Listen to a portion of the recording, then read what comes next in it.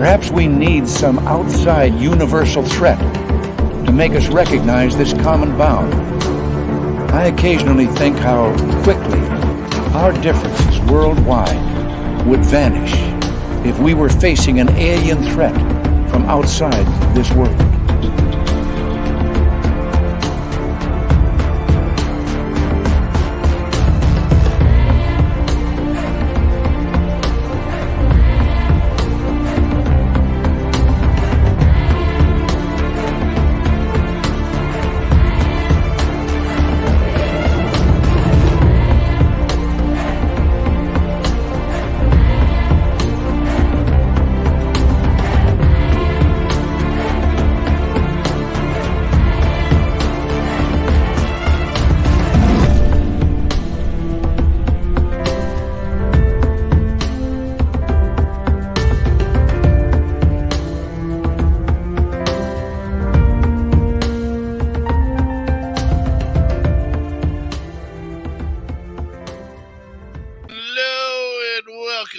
Spaced Out Radio tonight. How y'all doing?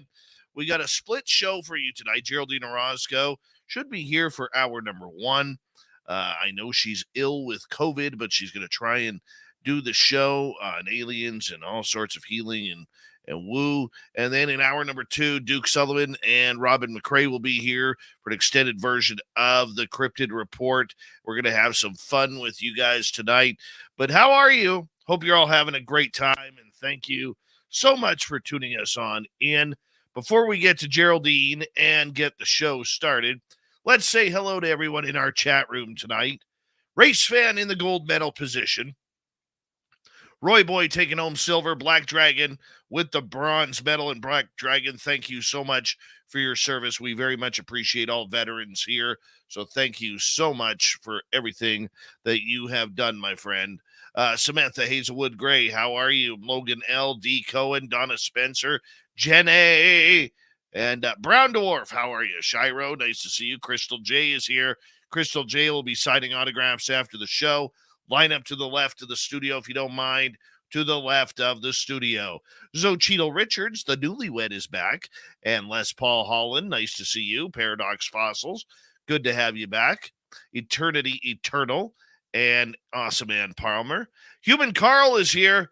Not to be mixed up with Alien Carl. Human Carl is here, another great veteran of the United States Air Force. Thank you for your service, Human Carl. Jim Christie is back, and so is Awesome Man B. Midwest Night Watchers. Good to see you in the Woo Land. And who else? We got Bigfoot, Michigan Rob. What bandana are you wearing tonight, buddy? Let us know. Hi, Pixie Lara. Nice to see you. And who else? We got Obi Flett, W. David Page. Thanks for coming on in. My man Millennium. Huckleberry Charles is here. The Huckleberry will be signing autographs after the show as well. Line up to the right of the studio, if you don't mind, to the right of the studio. Doug Shelby is here. The Doug Shelby has officially arrived, which means we can officially start the show. Hey, is that Louie or Jason tonight on UAP Studies? How you doing? Kason Lee, nice to see you. And Asteroid, thanks for coming on in. And where are we here? Mike Bothwell, good to see you. Jessica S. Crave Dog Ollie, Paramarv, how you guys doing? Thanks for coming on in, everyone. Sue Ashwell, nice to see you again. And Lisa C., thank you for joining us. Pam Smith, Bombshell Bomber, good to have you here. And who else do we have here? Oh, there's Super Duke. Super Duke, Super Duke. Yeah, it's always good to have you here. Susie B., thank you for coming on in. And David Gosling, welcome to SOR Chat. Travis DeLuca, how you doing? And the lovely and talented Geraldine Orozco will be here momentarily. She had to cut it down to 1 hour tonight due to she's not feeling very well. And let me get rid of my heartburn here for a second. Hold on.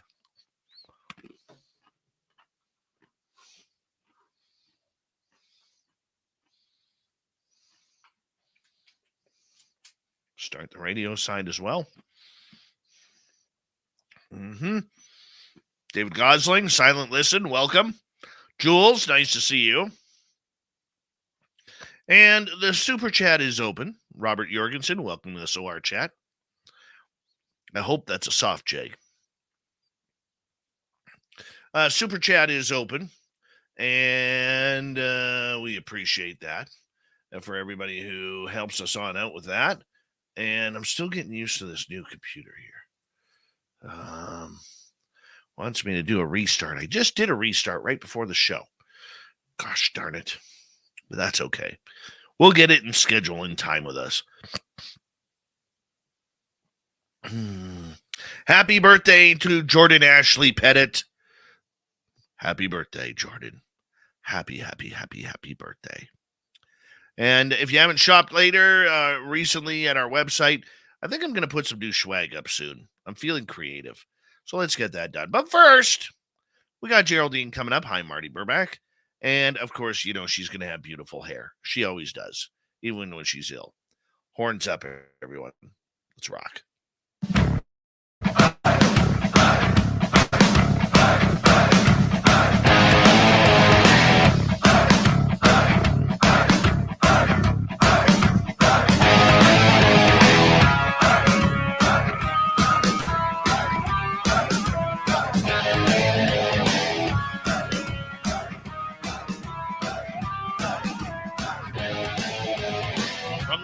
Of Central British Columbia to you listening around the world.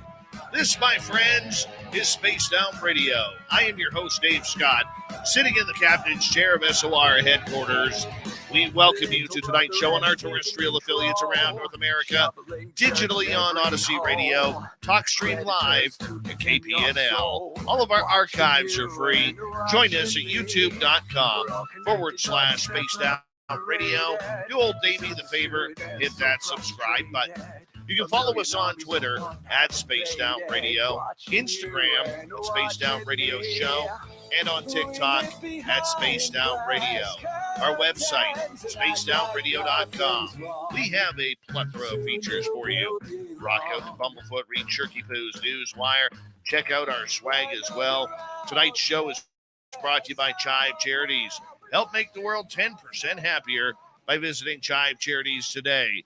You can find them on our website. We got a busy show for you tonight, as Geraldine Orozco and the Spiritual You will be here for hour number 1. Then in hour number 2, Super Duke Sullivan and Robin McRae will come on in for an extended version of the Cryptid Report. Swamp Dweller will be around, and of course, Shirky Poo will have the news. Each and every month, we bring in Geraldine Orozco from Bay Area Meditation in San Francisco, California.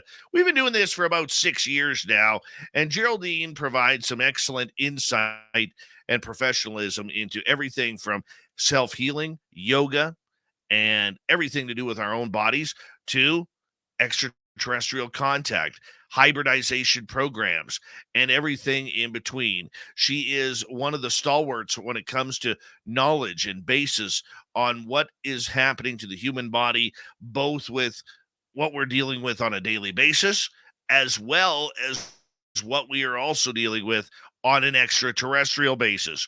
Her website is GeraldineOrozco.com, and we'll get to Geraldine momentarily. Then in hour number 2 from World Bigfoot Radio, we have Super Duke Sullivan, and we'll introduce Robin McRae back to you guys to have a little bit of fun talking Bigfoot and Sasquatch in hours 2 and 3. Let's get to Geraldine right here. My friend Geraldine Orozco, I know you're not feeling that well, but you know what? You're a trooper, a big trooper. Spaced Out Radio tonight. How are you? Hi, Dave. Thank you so much. Yes, I'm so happy to be here. Unfortunately, I came down with a little flu, but I will be better very soon. Well, you know what? It's what a trooper. Just this is what make a good hockey player. Just you're battling the elements right now, and you're getting through everything. But by God, you're not giving up on the show, and we appreciate it. Absolutely. Thank you so much for having me once again. Oh, no problem. For you, you come on here every month, and I know you're very dedicated to this show and everything that you do. You have a busy and tumultuous schedule that is always going on with appointments and people you're helping and healing. Where do you find time for yourself every now and again? Yeah, well, to be honest, my day is structured early in the morning, a 2-hour meditation that starts off my life in a state of calm, balance, and allows me to have a strong foundation emotionally, mentally, and physically throughout my day.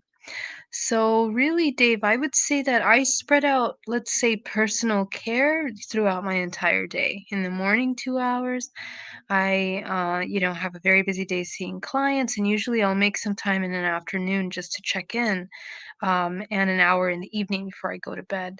But really, I really try to maintain mindfulness as a way of being, as a state of being. Well, you'll be happy to know I am down 7 pounds in Wow, the last 3 weeks. congratulations. That's so great. And be careful because like I'm lifting weights again. I'm lifting weights Wow. and I'm getting into a proper eating and health schedule and taking supplements and be careful because the next time you see me, I'm gonna look buff. I'm gonna look buff and ever more handsome than the last time you saw me. You're always very handsome, Dave. Thank you. That's so wonderful. I can't wait to see your beautiful transformation. That's going to be exciting. And healthy. This is the Well, health is important. Muscle is see, very important in our old age as we're getting yeah. older. Well, speak for yourself. I mean, you still look like you're 25. I look like I'm 78 going on 50, you know. No, not quite, but we're good. We're aliens. We're living long, right, Dave? Oh, yeah, exactly. We gotta do that for the sake of the people around us and everything like that. One of the things I want to talk about tonight with you is, I mortality.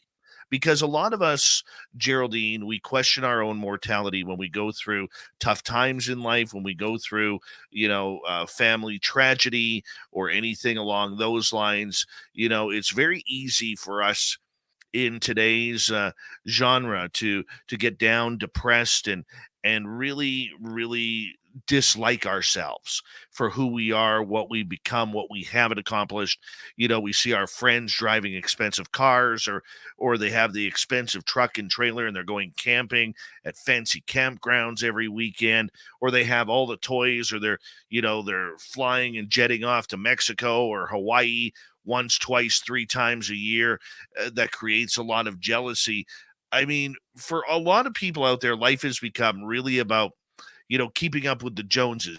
You have to have the right phone, the right hairdo, the right clothing, the right vehicle. It's really a competitive life out there that has drawn the attention to a lot of new styles of depression and anxiety. Have you been checking this out?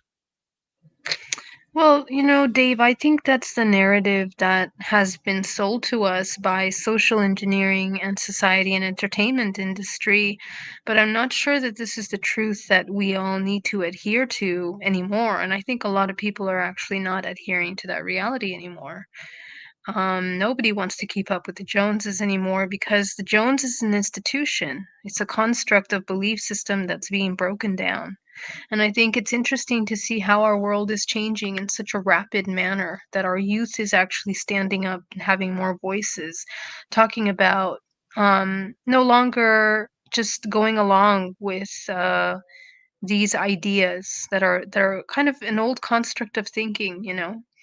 I think it's important that we question everything that we believe in. This is part of that programming that we talk about many times, matrix programming, any kind of programming that maintains humanity in kind of a hypnosis, in a sleep of believing that we need to focus on external material image, whatever it is. Like that's all of those things are things that always lead to no end. They are not fulfilling, and they're not something that provides long-term satisfaction, not even for the body, mind, or soul.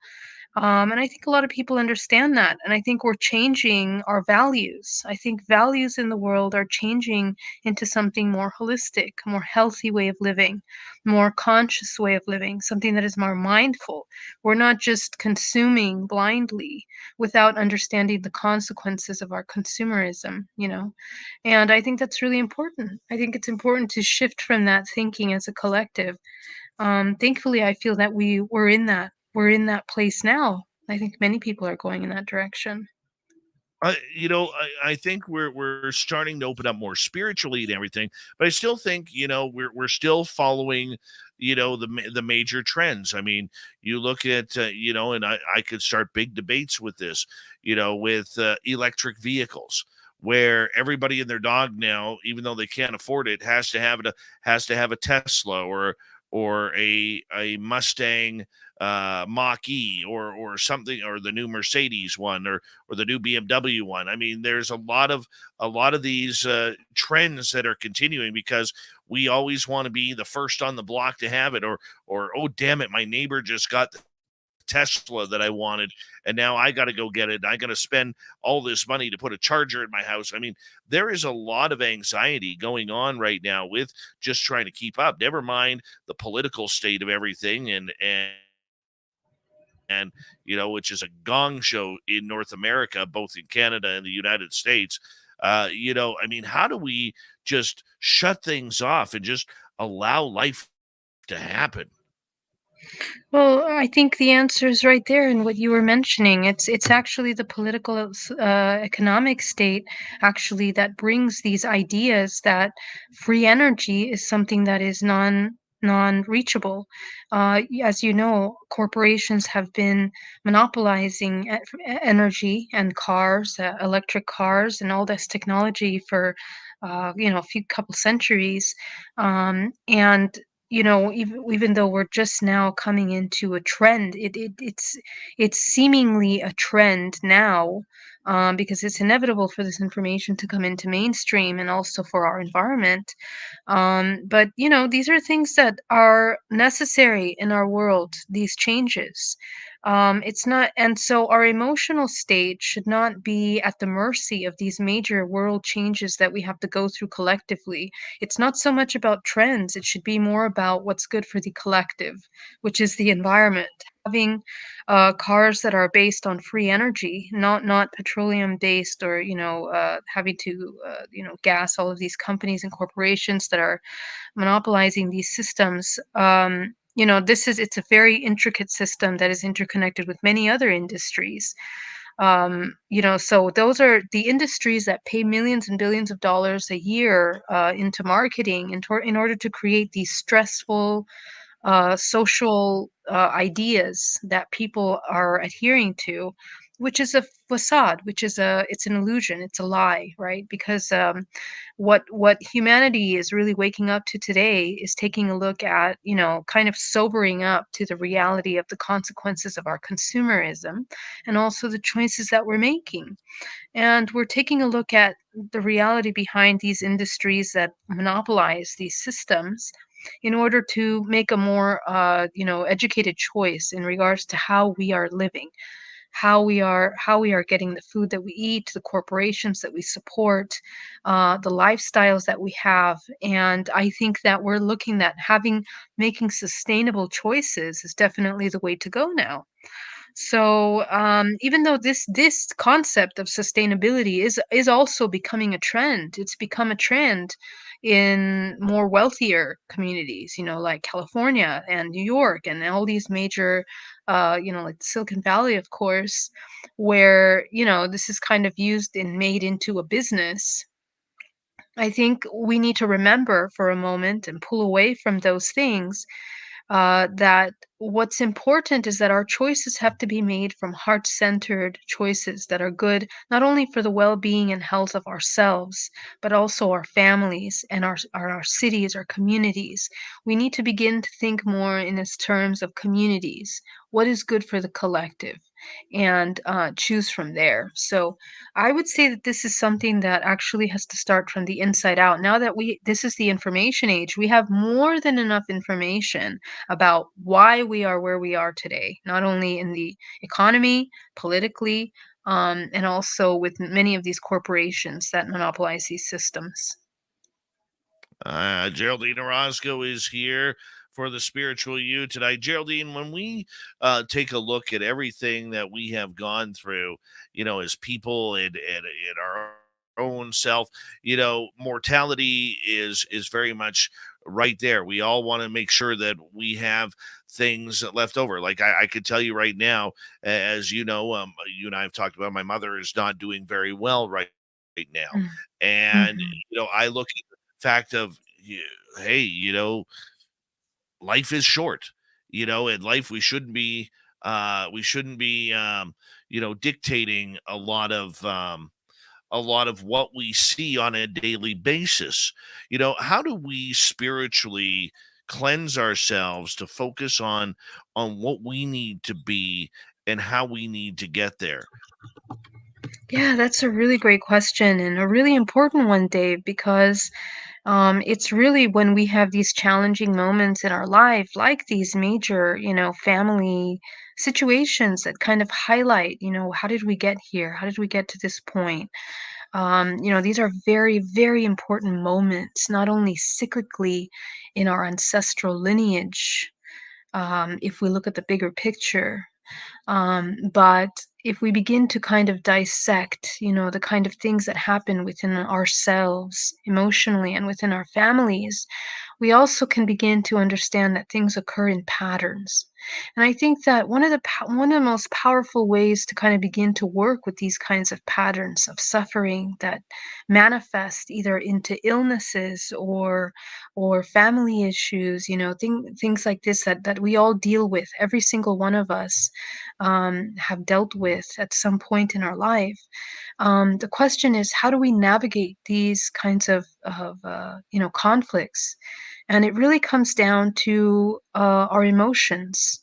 Our emotions are actually one of the most important parts of the human expression because they are the energy in motion.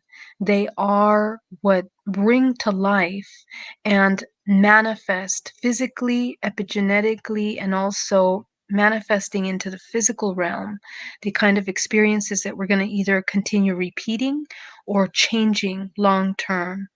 So, health can really begin to manifest into our lives once we begin to address the emotional patterns that bring us into the decisions of the kind of choices that we're having. So how you asked me, how do we deal with this? How do we handle this and how do we know how to act right? It's coming down to understanding our questions around our core belief systems, around the choices that we make. Are the way that we choose things, the way that we feel, the way that we behave daily, is this something that is constructive or is it something that's destructive? This is the question that we need to be having. And if it's something that is continuously causing suffering and conflict for us emotionally, we need to really question how we got to that point. What many of you are going to discover is that this is actually uh, these kinds of belief systems that we hold on to. They're adopted and they're passed down for many generations, and we don't realize the impact of these belief systems until we begin to see illnesses pop up in the family. People end up having cancer, people end up having some kind of conflicts, some kind of other illnesses. And really, it's very interesting to discover that these illnesses, every illness, I believe, has an emotional, somatic root. And if we are to be able to reach that root and understand how we ended up with this kind of illnesses or imbalances in our families and conflicts, we can reverse. We can reverse not only health-wise, individually, what is occurring to us, but we can stop this pattern from occurring again and again, not only with ourselves, but with the next generation, which is our children. So to break it down and make it simple, I would say it really comes down to mindfulness. Mindfulness about our emotions, why we feel the way that we feel, why do we react the way that we react, why do we make the choices we make. These are very important questions that if we connect with ourselves every moment can really begin to change life from a constant state of suffering into a state of peace. Geraldine Orozco and the spiritual you. So many of us have troubles finding our own peace and finding what makes us happy and what makes us live and gives us the will to keep on moving when life seems so tough. I mean, how do you find it? I mean, how do you find your own happiness? What makes Geraldine happy?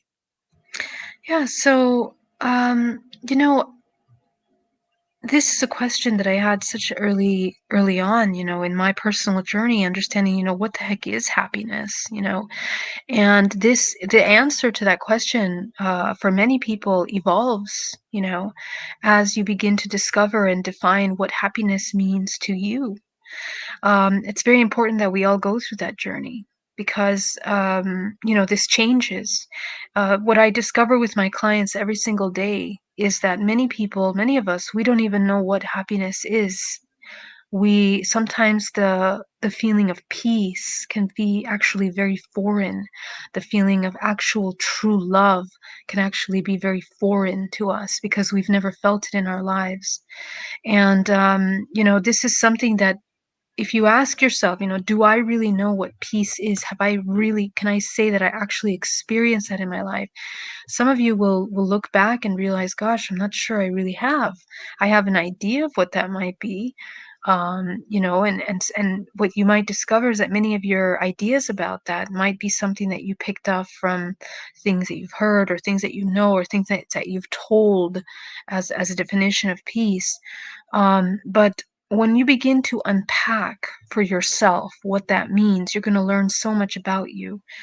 And one of the things that journey has done for me in my personal journey of discovery is, first of all, I discovered that peace is or harmony is not something that's found external to me. And when I found that out, it was very shocking because I expected that I would learn something, I would discover that golden pot of gold at the end of the rainbow that would actually fulfill me. But it was actually nothing material, nothing physical, nothing emotional, nothing external to me. It was actually the connection in itself with my own internal, let's say the soul, as opposed to the ego self, was actually the one that was able to guide through pure experiences. What does a pure experience mean? When we are in a state of observation as opposed to judgment, we can actually experience things in a very pure way. It's not tainted by our fears, it's not tainted by emotions, egos.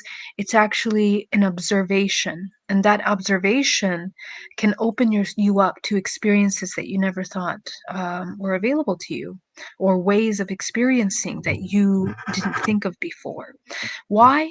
Because we actually, the most of us, we operate like robots. We're very programmable. And this is how we started our conversation today. We actually, the difference between ourselves and artificial intelligence, really, it comes down to the fact that we are a combination of programs. We might think that we have free will. We think that our choices, what I like, what makes me happy is something that I chose. But if you really sit with the things that bring you happiness, what you think brings you happiness right now, and it's important for you to do this, how much of that is really true?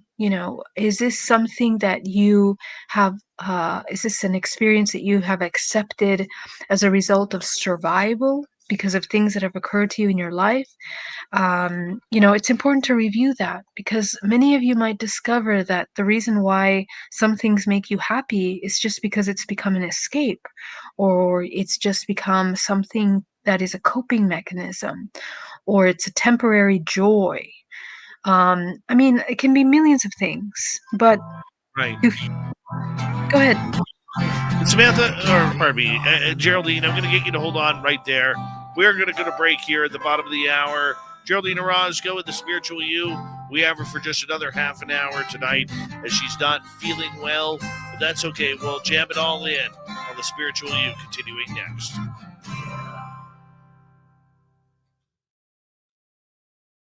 All right, we are clear. By the way, Geraldine, you'll be happy to know that it is below 30 degrees and snowing here. Oh my gosh, I don't know how you do it. Today it rained for the first time, which was so beautiful, but I hope you stay warm. Please stay Oh, warm over there. I am sorry. I am, I got to get acclimatized again. Every year, every time, got to get acclimatized. Yeah, this is your time. How was Uh-huh. Halloween? Do you guys celebrate Halloween? Yeah, I took my boy out trick-or-treating last night, and he had a great time. And Oh, what did he yeah, dress up as? a scary jack-o'-lantern. Oh, that's so cute. Oh, I love that. What about Yeah, you? Did you dress up? it was a pizza because I can't eat pizza anymore. That's great. I love it. Yes. That's You'll be amazing. happy to know my breakfast consists of apple oatmeal every morning. Wow, that sounds delicious. I'm so proud Yeah, of you. You're so yeah. great. This is wonderful. Well, I got to trim down. You Got know to what? trim. You look like you lost weight. Yeah. Well, It shows. I am getting strong here, so just be careful.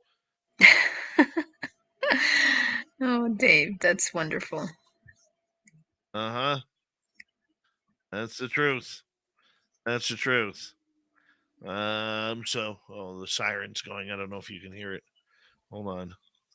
It's gonna go one more time here. No, not really. Oh, yeah. There you go. Yep. So that siren will mean either black ice has caused an accident, a deer has caused an accident, or a moose has caused an accident. Oh, wow, really? That's so Oh yeah. interesting. Oh That's so yeah. sad. I saw this moose in the forest the other day. A Oh couple my weeks. gosh. Did you post that picture? I did. I think I did on Instagram. I'll show you here. No, I feel This like I've seen it. It was so beautiful. this thing is huge. Here, hold on. Wow, so majestic, so gorgeous. That's amazing. Yeah, that's standing up. It's in a Yeah, little gully on the road there. It's standing look at up. all that snow. No, that's just dirt. That's dirt in the sun. And not Oh, snow yet. dirt. Oh, Yeah, okay, okay, okay. Oh, yeah. So that one was about 1,000 pounds.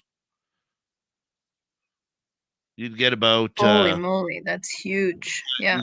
700 pounds worth of meat off of that. Meat. You eat the poor thing? Don't tell me you eat it. Oh no. No, we didn't kill it. We didn't kill it. We just Yeah. watched it. We just photographed it. Okay, good. It's very beautiful. But the grouse, on the other hand, ooh.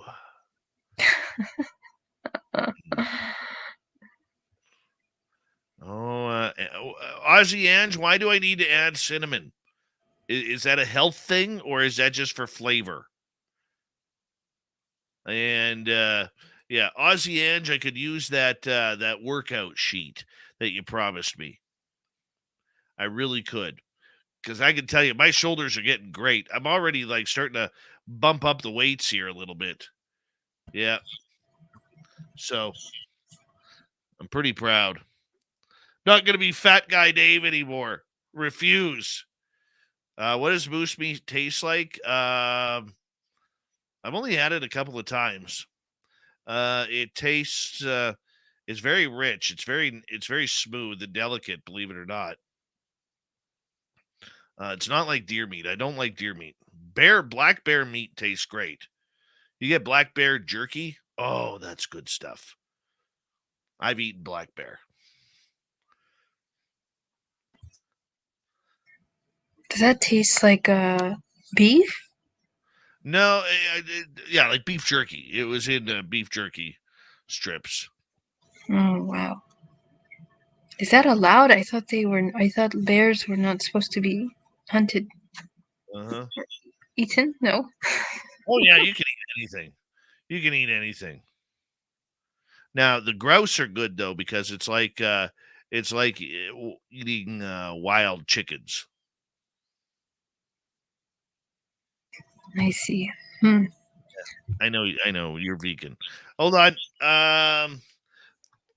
Thank you, Jeff, Jenny, and David for the super chats. It's a wonderful way to support what we do. Here we go with the second half hour and the minus temperatures here at studio.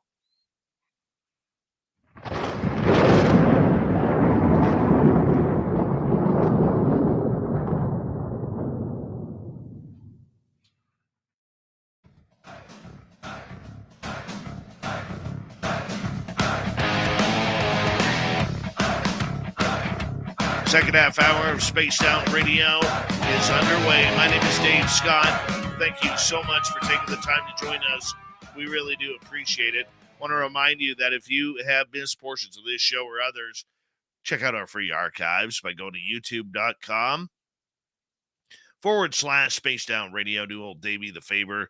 Hit that subscribe button. Our website, spacedoutradio.com. We have a plethora of features for you.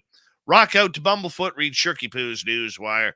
Check out our swag as well. Follow us on Twitter at Spaced Out Radio, Instagram at Spaced Out Radio Show, and on TikTok at Spaced Out Radio. We only have her till the top of the hour this month, but Geraldine Orozco is here battling some sickness and pushing through because she's tough that way. GeraldineOrozco.com is her website. Geraldine, okay, as we start to transform our own bodies into the healthy palaces that they should be, and I've just recently started, here's one thing I have to ask you. How do I or people like me get through that frustration where all of a sudden it's like, I don't know if it's working. I don't know if I really want to go today. Your laziness tries to take back over after you've started with momentum. How do we get to our spiritual self internally and say, hey, bad voices, shut up so I can do my job?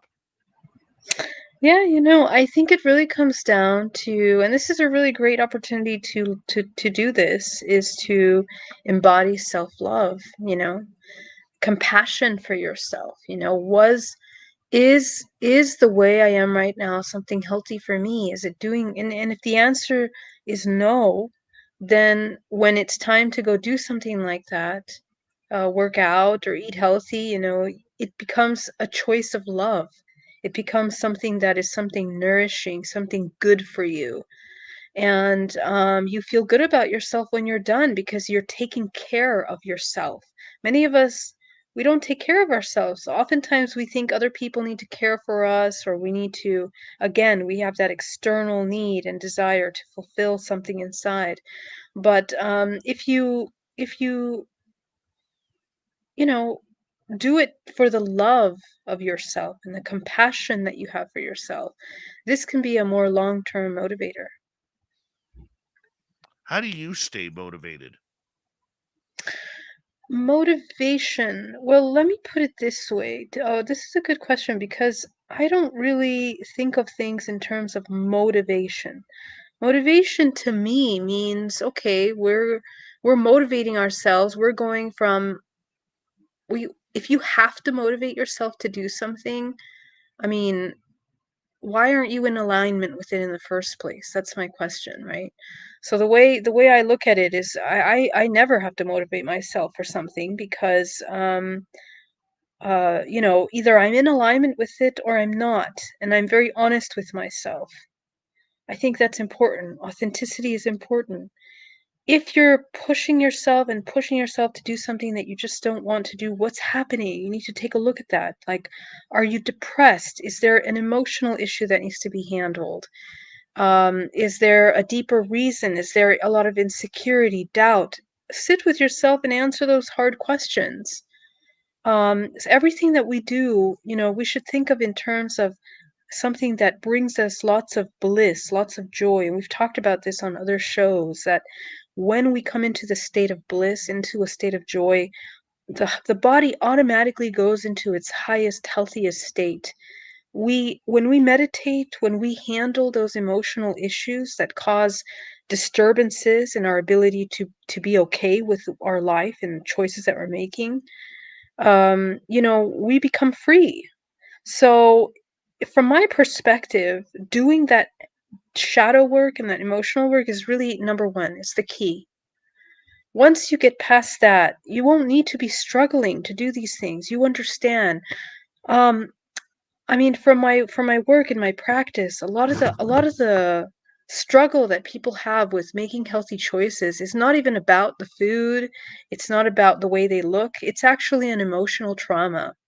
Either people are feeling alone, or they are feeling abandoned, or they're disconnected by something in their lives. And when they address that issue, all of a sudden they're excited about life. They want to eat good. They want to do all these good choices for themselves.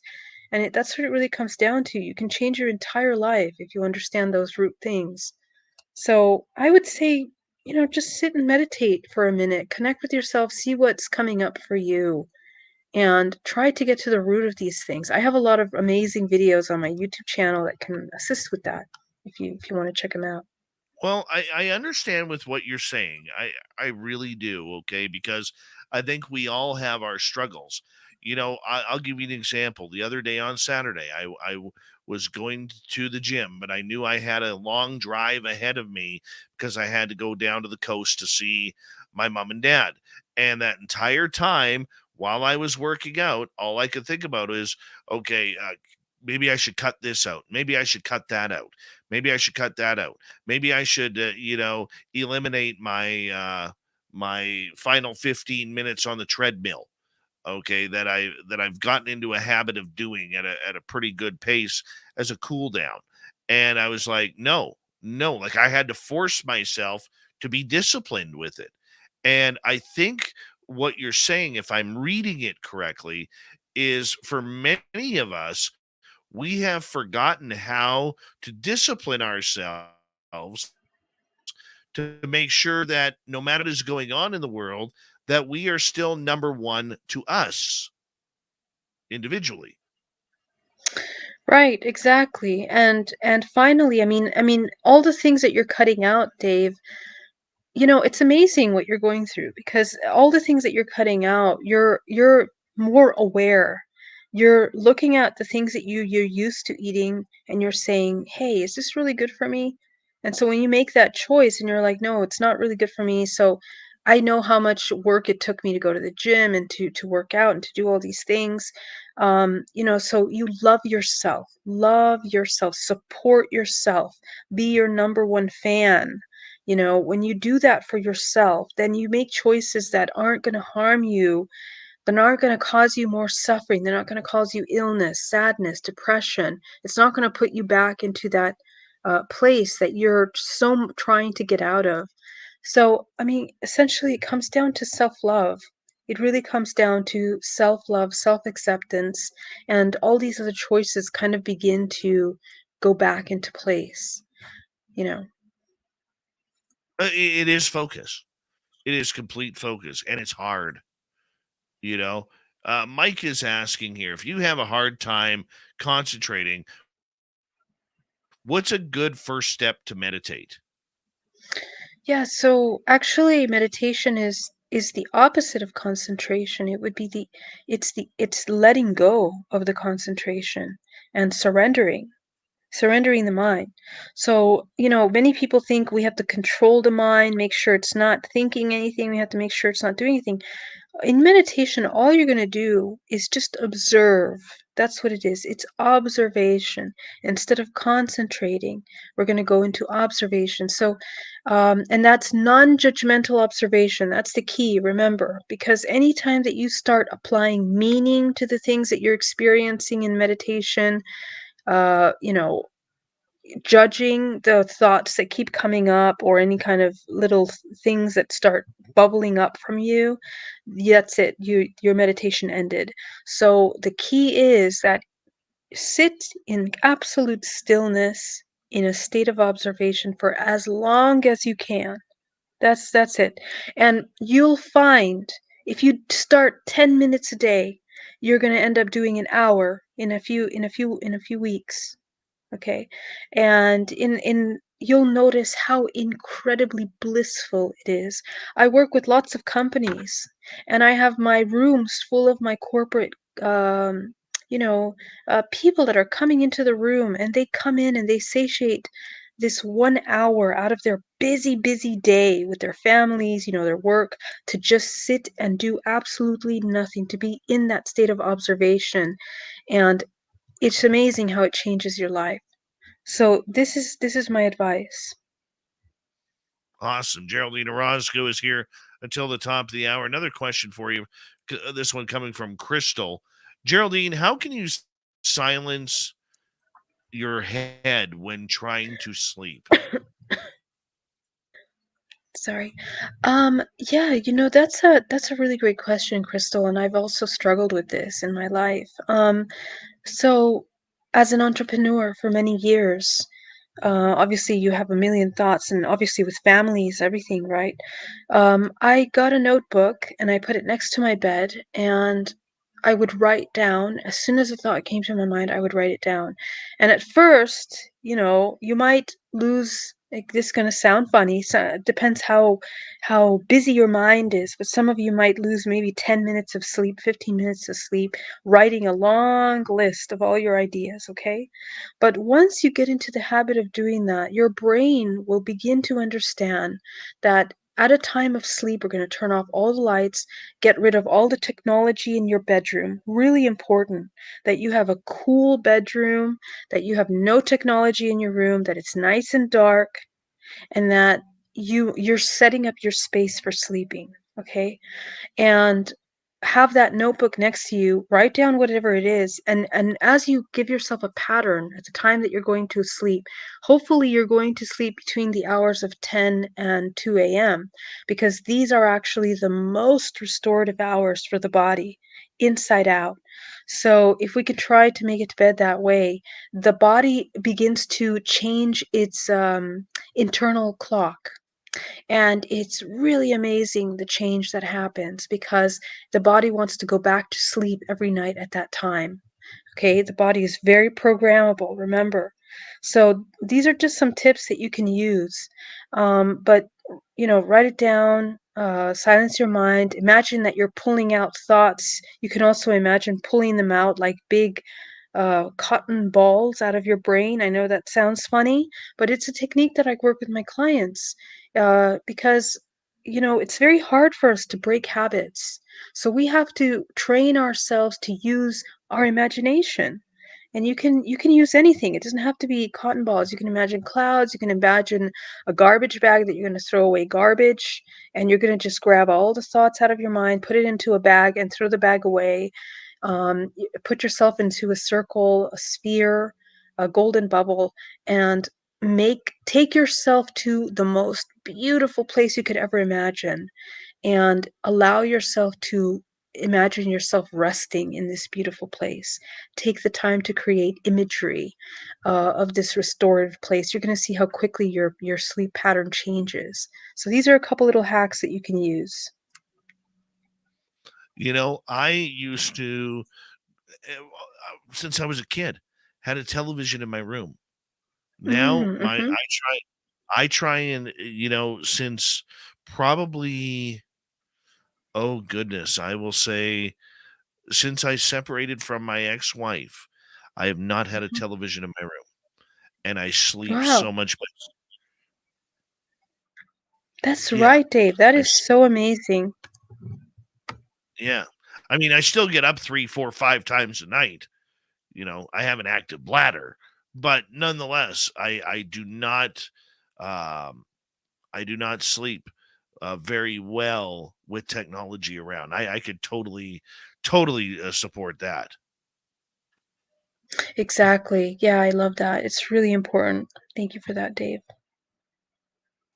For you, I mean, in regards to that, one thing that I didn't hear from you in that answer is a lot of us, and I've asked you this before, but not for a number of months. A lot of us have a life that could literally move 24 hours a day, literally. Hmm. Yeah. And I think that's what Crystal may have meant. Like, shutting off the mind is very difficult. Shutting off anything is very difficult because I think more than ever we go to bed thinking, what did I forget to do today? What did I forget to take care of? What needed my attention that I forgot to do? And this is where I think it keeps a lot of us awake at night. Mhm. Yeah, exactly. This is why the list is a really great tool. I mean, we have to discipline our mind. Also, exercise is really important. And I'll tell you that when you exercise midday, the mind automatically allows it to start calming and shutting down at nighttime. So your mind will be a little more quiet. That's really, really important. It's also really important to help uh, with serotonin and good, feel good chemicals in the body. So, embracing yourself, literally hugging yourself, and feeling love before you try to go to bed can be a very powerful way to interrupt a very busy mind, because oftentimes the busy mind is trying to get chemicals that soothe it. That's why it's overrunning all kinds of programs. But if you interrupt that and you give it what it's looking for, you give it that love, those feel good emotions. You can do it by hugging. If someone hugs you, you hug someone, or you hug yourself. You can produce these chemicals in the brain, and they can help you shut down and interrupt these brain patterns. But, meditation is practice. You just have to do it every day, little by little. Yeah, you do, little by little. You know, when I look at things, on a spiritual level and trying to calm our brains and trying to ex I mean, the one thing that I like to do, and many others, is treat myself to any type of of I don't know whether I could call it therapy or not. Like, I'll give you an example, Geraldine. Mhm, Last week I was down on the coast visiting my ill mother, and in the morning I snuck in to get a pedicure. Okay. For mhm, me, I fell asleep in the chair because I'm one of these dudes where, anybody touches my feet, I am in a relaxing, massaging way, I am out. I am out within seconds. It's mhm. like a haircut. I always know if I have a good haircut if I fall asleep. So I tell the people who cut my hair, I said, look, if you could put me to sleep, your tip is going to be large. I mean, it's just that or a back massage, or shiatsu, or anything along those lines. I mean, how does the human touch relax us so instantaneously? Yeah, the human touch is very powerful, and it's precisely because of our chemicals that allow us to create feel good chemicals. And it's really powerful. We could really get into this topic like for a whole hour, really. But even as children, these chemicals help us grow, help us nourish. Um, they allow us to feel nourished and healthy. So this chemical that is produced is called oxytocin. And when someone hugs us, we're literally creating that in the body, and it makes the body feel, number one, safe. Like it lets every part of the body says, okay, I am safe right now. I am good, I am healthy, and safety, this is why safety is really important, in, especially to program into our subconscious mind. It's actually when we feel unsafe and we're in a state of survival that the body starts to get really stressed out and programs an overactive mind. But when you release this oxytocin in the brain, it allows it to know that, okay, if I'm being hugged right now and I'm being loved, it means that everything's good. I'm not in survival mode right now. So this is the kind of feeling that we need to allow the body to feel. It literally helps our immune system boost up, okay, like supercharged. It helps our heart. It helps with blood pressure. It helps with joy, actually feeling joy. And you know, we see changes in our health. We heal. And long-term fears, it also even reduces pain. People that are feeling oxytocin, that have oxytocin in their body, it actually lessens pain. Can you imagine that? So these chemicals are very powerful, and it really speaks to the power of the mind over the body that we have. You know, it's something that can change the way that we experience things. Okay, so does human touch have a healing compound, or even the Yeah. thought of human touch, like Reiki, where you're not actually touching the body?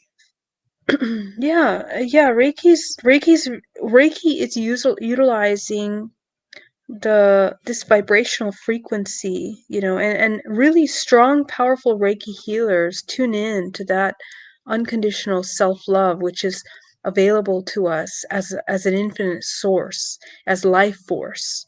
When we learn how to direct that life force to people, you know, we can heal them. And it's very powerful. You can do that to yourself. You can literally, wherever you are, you can sit where you are, surround yourself in a golden sphere of light, fill yourself up with the color that you feel represents love to you, and you will see how your body will begin to immediately readjust. The muscles will begin to soften, your nervous system will begin to self-regulate, everything. So it's really, really powerful to do that. Mhm. We have about 2.5 minutes to go here before we got to go to our break at the top of the hour and say goodnight to you, Geraldine. I want to say thank you. I know normally we go 2 hours and you're just not feeling very well. And we wish you all the best in getting healthy. And what does the end of your year look like here coming up? Because I know you're always so busy with conferences and documentaries and podcasts and everything. What are you up to until the end of 2022 here? Oh, yeah, we have lots of incredibly exciting events that I would love to invite you to.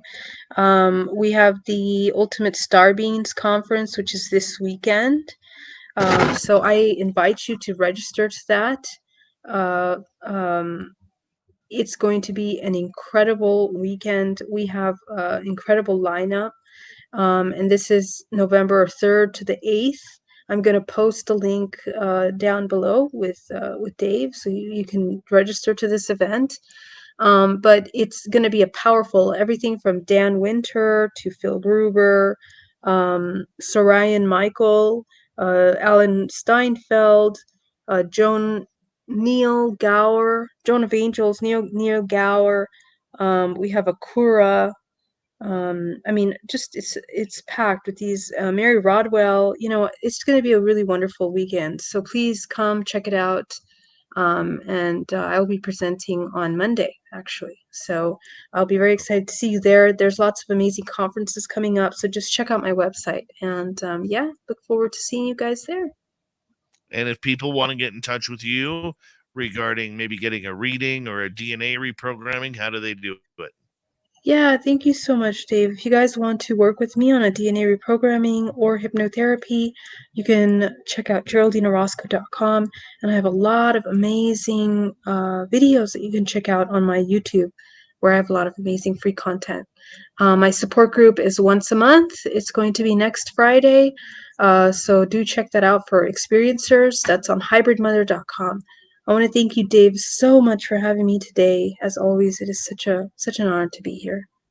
It's always an honor to have you on this show, and we get you one more time right before the end of 2022, Yeah. the beginning of December, and I hope you're feeling much better, my friend. Oh, I absolutely will be. Yes. Thank you so much. No problem. The lovely and talented Geraldine Orozco, GeraldineOrozco.com is her website. We only had her for an hour, but we're going to get into some Sasquatch talk. Super Duke from World Bigfoot Radio and Robin McRae are up next for the next 2 hours. We'll be back right after this.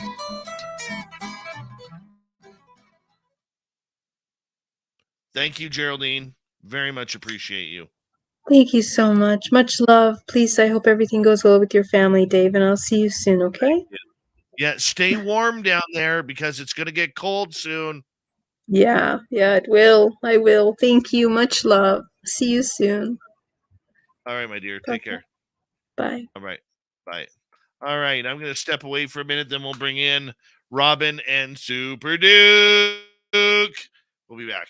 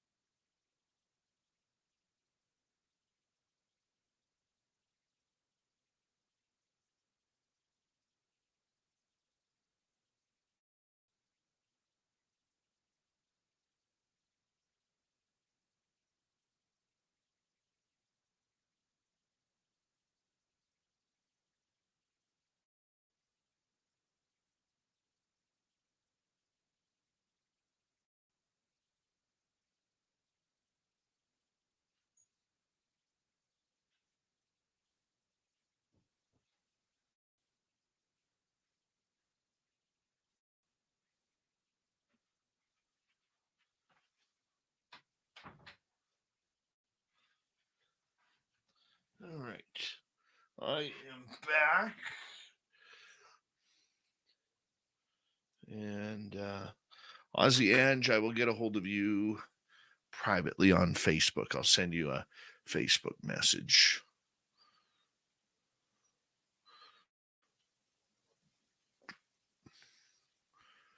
Yeah, thank you. Hilton, how are you? It's been a while.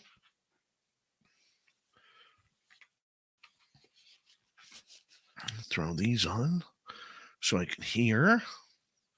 Low Pro, how you doing? Who else has joined us here? Believe it or not, I actually just got asked if I want another sponsor for a beard oil company. So that may be coming into fruition soon. That would be cool. Let's see here. We got 12 seconds. Thank you, David, Jenny, Jeff, Dutch, and Typical for the super chats tonight. It's a wonderful way to support what we do on this show. And we're going to get going with hour number 2 right now.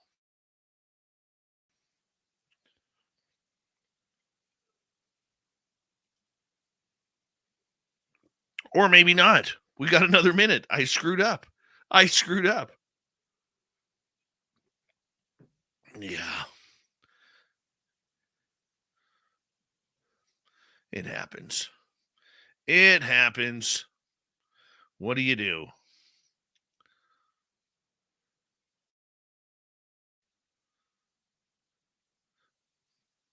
Our store is open, spacedoutradio.com. Don't forget, too, guys, who's going to Vegas with us? May 19th through 21st at the Golden Nugget. I've booked the room. Who's coming to Vegas with us? We'll get you some details here very soon here. I know something's up with my internet tonight, guys. I apologize for the blurriness, but here we go.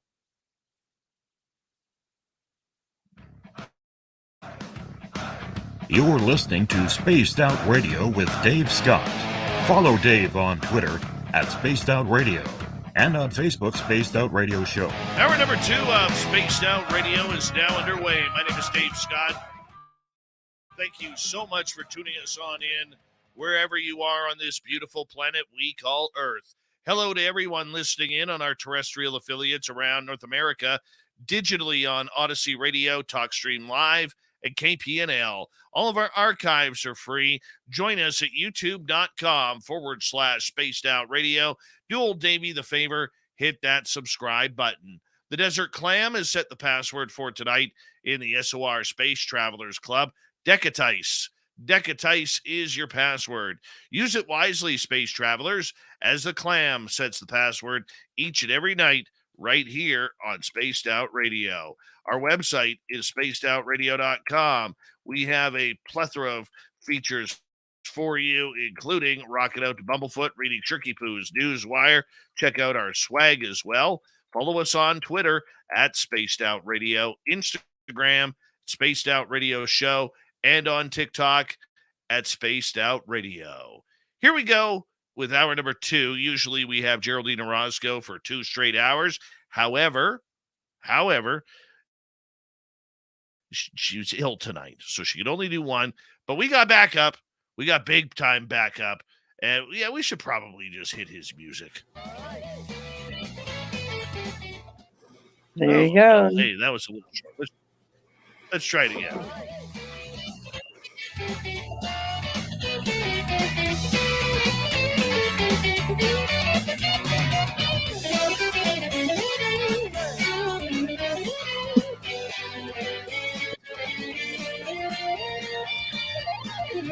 That's right, our man Super Duke from World Bigfoot Radio is here for an extended Cryptid report. He brings in our good friend Robin McCrae, hanging on out, talking Sasquatch all night long. And Duke and Robin, thank you so much for jumping in on short notice to help us out here tonight. We very much appreciate you guys tuning us in, man. Thank you. We're happy to be here. Thanks for having us. Yeah, and I'm always hanging around whether I'm on the show or not. I'm just in the chat room. You know what I love about you, Duke, is you never say no, but hot damn are you crusty with it. Duke, I need a favor. Oh, Jesus, David, having that coffee and my Slurpee is half done. And I haven't put enough talcum powder in my boxer shorts and all this kind of stuff. I love it, man. Yeah, I'm busy fighting with my roommate, and life sucks in general, and I haven't got any damn rest. And what the hell? Now I got to be on twice as long tonight. Jeez, Dave. It's a good thing I really like you. And then, of course, he calls me immediately. I love it. If I'm going to do it, you're doing it too. But we love you, Dave. Yes, I could tell. I know. And I haven't been out to the area in a couple of weeks here because my mother has been very ill, and I'm putting everything on hold except for what we're doing behind the scenes on SOR here. Because of that, so I mean, we just got the first snowfall here, and I'm thinking, geez, I want to get out there to see if there's any new footprints. Man. And likely there are. They're still moving. They're moving around a lot right now. I'm getting reports from all over the place, and a lot of channels that are sporadic in finding and releasing things are really regular about it right now. And in big clearinghouse channels like Rocky Mountain Sasquatch Organization, where he scoops up everything that comes down the pike and puts it on his blog. Every day he's been putting out like 4 to 7 posts of I got picture of Bigfoot. And these aren't lousy stump squatch blurry pictures, but like really good pictures. Yeah. So lots of activity going on right now. It's all over the place. Like, I mean, I'm getting calls daily. They're even acting more torqued up here than they normally are. Like, I've been out here all of about 10 minutes, and I've got major tree snaps, foot stomps. Something ran up and hit one of the cat cages off to the side, scared the absolute tar out of the cats. Didn't hurt them, just scared them. You can hear stuff running in the bushes. It's like, they're making weird noises. Like, normally I'm used to their calls and which ones are meaning what and where they're going. And they were making them the other night, and it sounded like some kind of a weird, freakish dog that would then switch into a donkey sound. And there are literally no donkeys over here. And nobody has dogs out in their backyard where I'm at. Everybody's dogs are in at night. And it was in an area where there is no dogs whatsoever. So it's just been weird.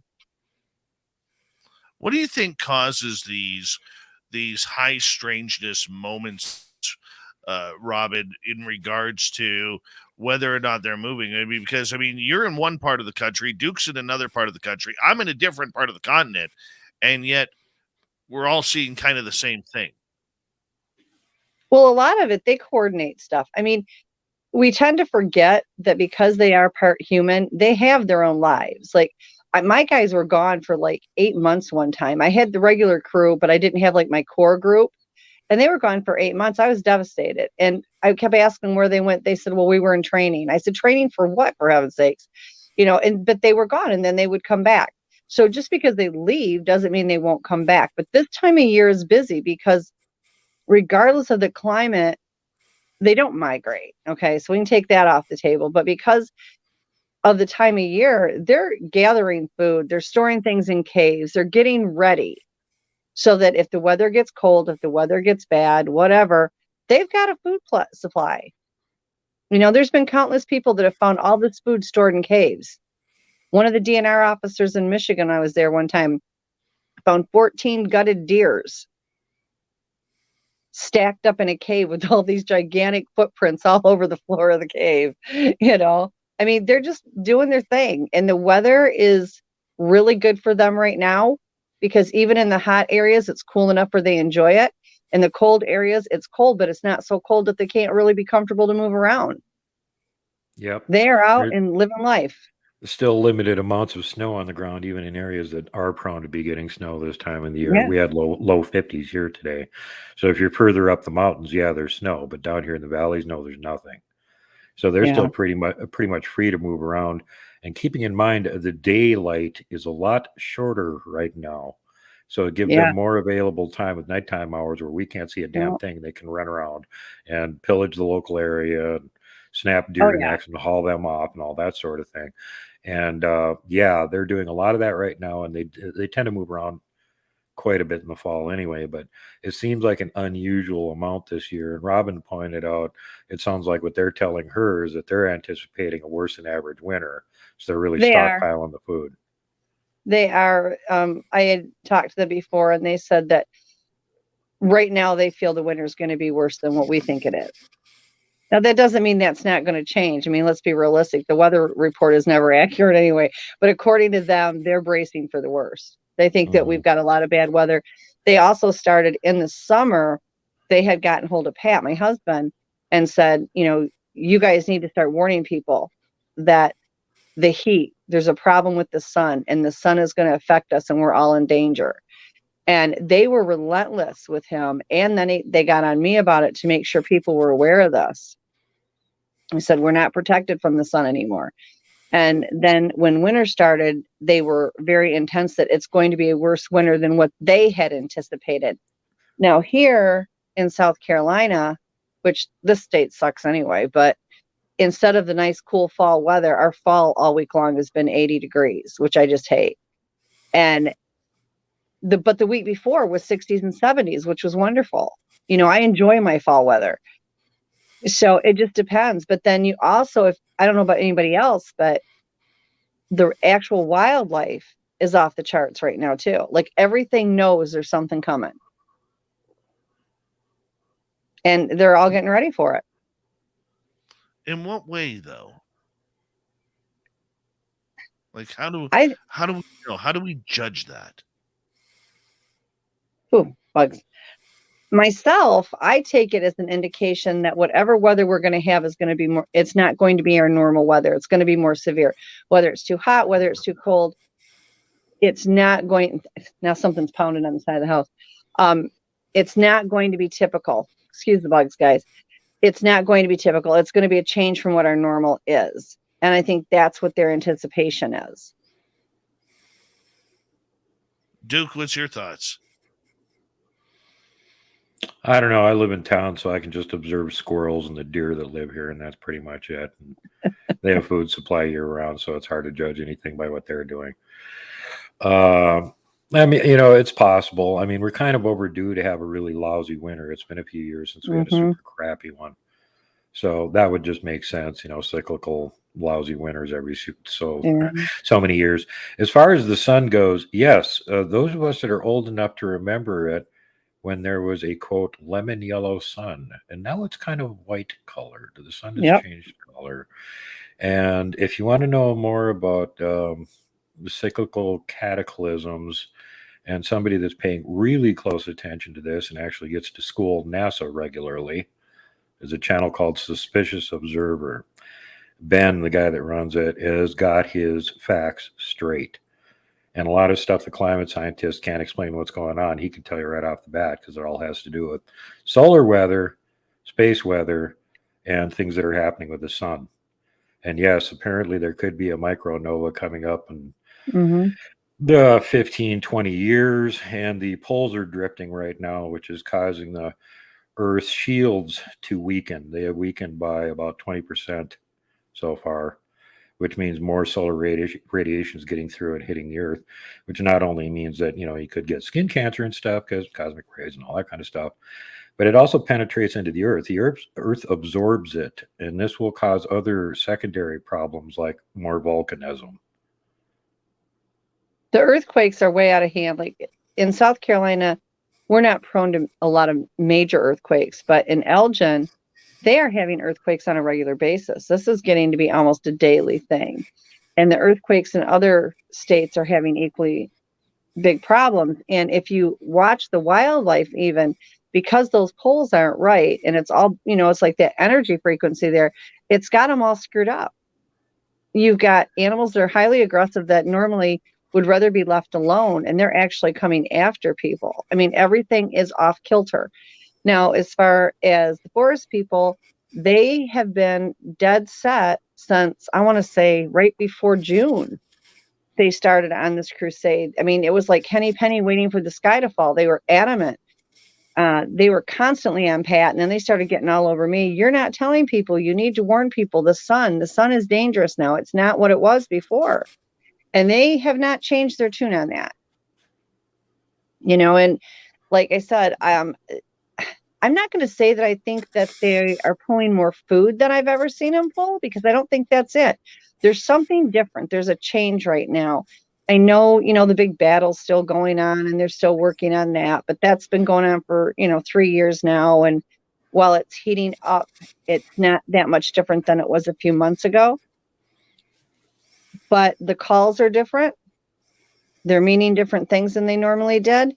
And they are definitely a little on the more bizarre side in their actions. I mean, nothing bad, nothing anybody's, being, obnoxious or anything like that. It's just very different. There's been a change. There's been a big energy shift, and you can feel it. Okay, so how does that affect the migration patterns or potential hibernating patterns of these creatures? It affects all the wildlife tremendously. Bigfoot doesn't migrate, but it affects everything else that migrates, from birds to whales. And that's why one of the reasons there's so many more beaching incidents for whales right now, because true north isn't where it used to be. They've had to change the layout for airport runways, because the way they had them originally laid out, like, this airstrip points directly due west. Now it doesn't anymore. North moved. They've had to actually accommodate that, because the movement of it has been so much. It's been drifting from where the North Pole was when I was a kid toward Russia for the last 40 years. And it's moved quite a bit. The South Pole is also moving, and they're both apparently going to converge in the Indian Ocean, although the South Pole is moving as fast. And of course, they're reporting on that. Oh my God, this side of Antarctica is all falling off into the ocean. All Antarctica's melting. Yeah, it's the side that the Antarctic pole is moving away from. So it's now further north. So it's getting more sun. So that side's melting. They don't talk about the fact that the side that it's moving toward is picking up ice. And a couple of years ago, they had an icebreaker down there, and they were going to film all of the Antarctic melting and make a science program about it. And their icebreaker got stuck in the ice because there was too much ice. It wasn't melted. And then they sent a Russian, much better icebreaker to get them out of the ice. And it couldn't actually get to them. That one got stuck in the ice too. So there's something a little bit wrong with this narrative that they're trying to push on people. And what they're not telling you is that actually what's going on is the poles are drifting. And the further they get out of position, the less actual geomagnetic stability we've got with the shields around the Earth, and the more solar radiation we're going to be getting. And this is coming at a bad time, and we're getting a solar sheet from the galaxy, and the sun is acting up. So like something like a Carrington event happened now, we've got, 20% less shielding than they had when that happened. So we would be extremely screwed. That would be the end of all the technology on whatever side of the planet gets hit by it. Well, and just like you had said, things are, the wildlife isn't behaving normal anymore. The migration patterns have changed. That's had to adapt. And the forest people don't migrate, but they do follow the food sources. That doesn't mean they're going to stay with the food sources. What they'll do is the core of the family will stay at home, and they'll send the hunters out, and they'll go out, follow the elk herds or deer herds or whatever they're hunting at the time, go out, they'll leave the family groups, they'll go out, they'll get the food, they'll bring it back to store it. So the main part of the family and the core of the clan stays in one spot. But again, with everything changing its migration patterns, because of it, it does affect them directly. Their food sources are going to be changed. Some places they got year-round food sources.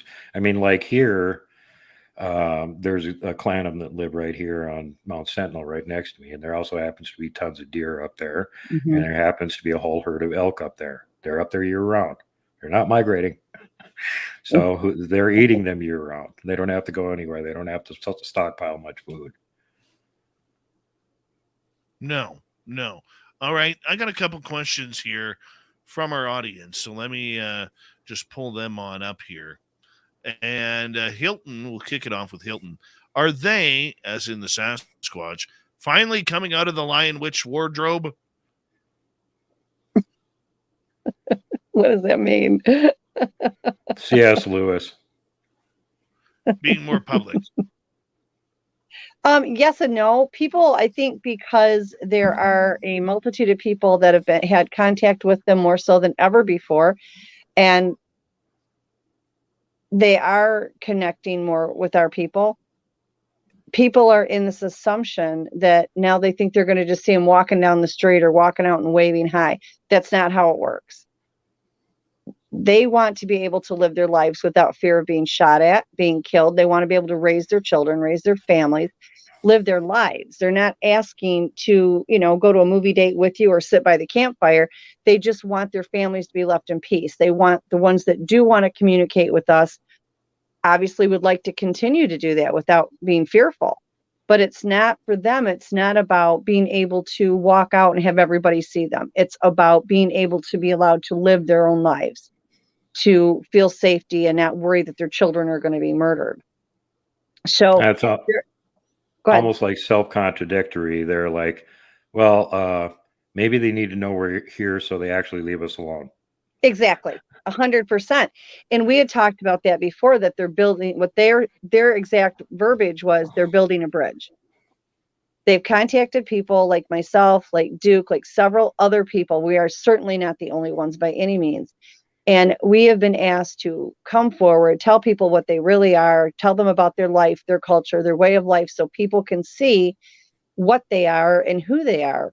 But at the same time, while they're doing that, it hasn't gotten them as far as they had hoped. So now they're doing what they call building a bridge. And this theoretical bridge is just a matter of now they are contacting more people than they ever did before and having more contact than they ever have, because they are trying to get it into everybody's heads. We're not these giant monsters any more than we are. They are a human, a type of human. They're not our human, but they are a type of human. They have a culture, they have laws, they have families, they have everything that we have. Even though it may not be in our ways, they still have it. And so this is their way of being able to do that and try to connect. But no, you're not going to see them walking down the street and waving hi, or, inviting you over for a marshmallow by the campfire. That's probably not going to happen.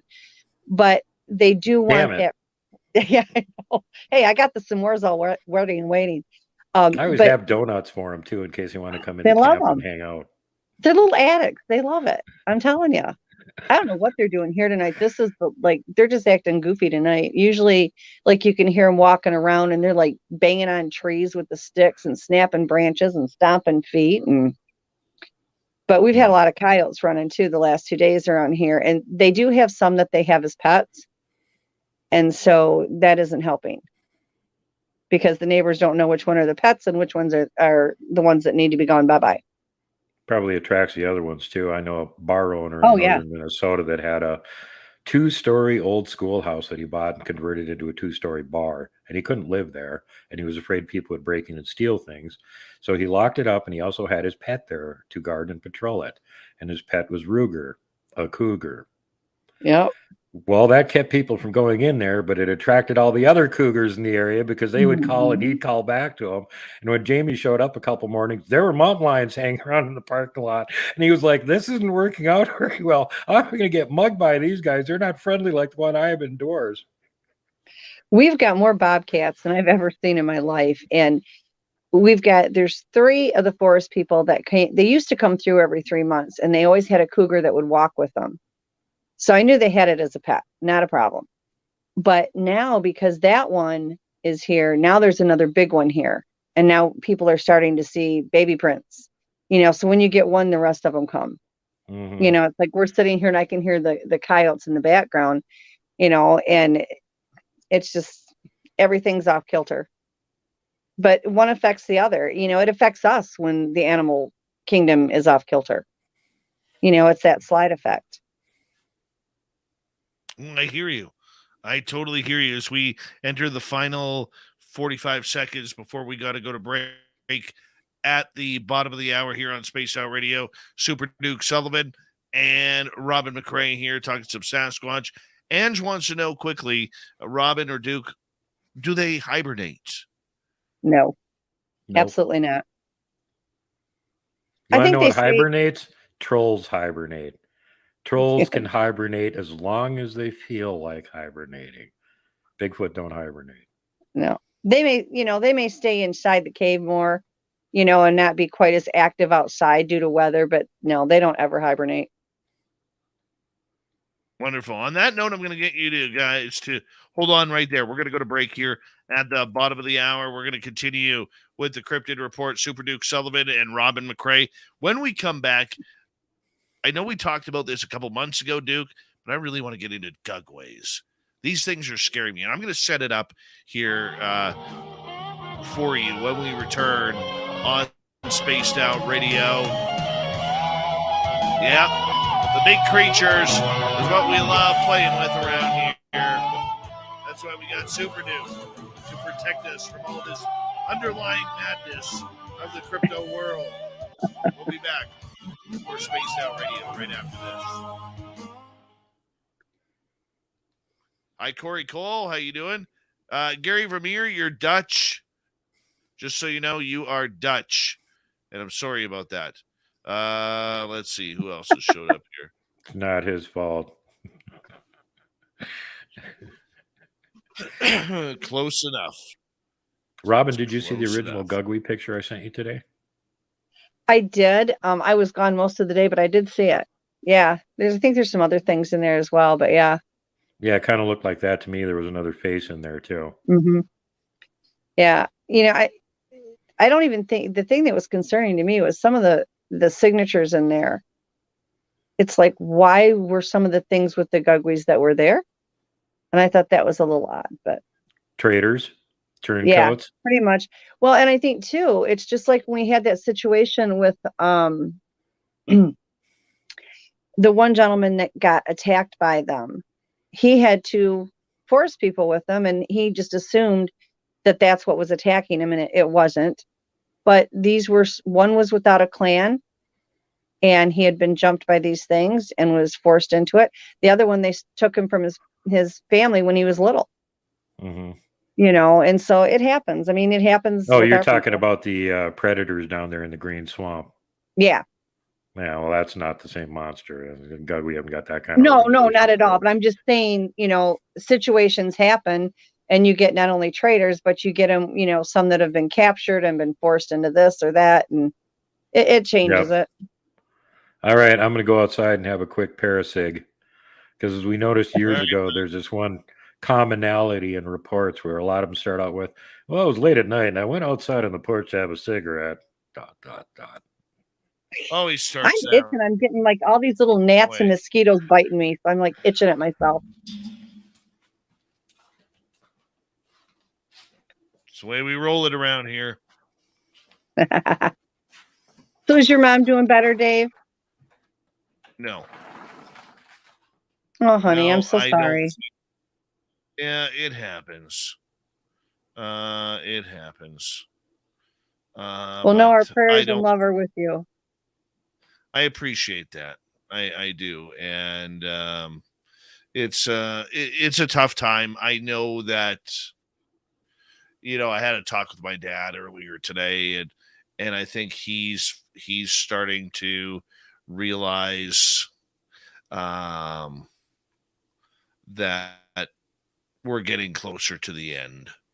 Yeah. And you never want to speak like that. You don't want to put be those realistic too. But you got to be realistic as well. And it's just tough because, like I said, I mean, you don't want it to happen, but it's going to happen. You just don't know when. And some days, she seems to be picking up, but other days it's just not going anywhere. You know what I'm saying? It's a long haul. And it's a difficult haul. Yeah. Yeah. I mean, I remember when I lost my dad and my grandmother and my son. It's rough. It's not for the faint of heart, for sure. No, very true. But know you are loved and supported, and that we are all here for you at all times. Well, I appreciate that. And, it's something that eventually we're going to have to get used to. and I don't think my mom's coming home, and I don't think that she is wanting to come home. I think she is lack of a better term, almost done. And you know what? If that's her choice, that's okay. You know what my I'm saying? grandmother was like that. She had finally gotten to that point, and she was just like, I've had a full life. I'm tired of fighting the fight. I'm just tired. I'm ready. Yeah, and you can't blame them. No, You just you can't. It's harder on us than them. 100%. 100%. And I don't regret that for a moment, so Yeah. it is what it is. And and hopefully she will remain non-hurting, Yeah. That's but the best you can hope she's not for. getting any. Yeah, she's not getting any stronger. That's for sure. Anyways, hold on.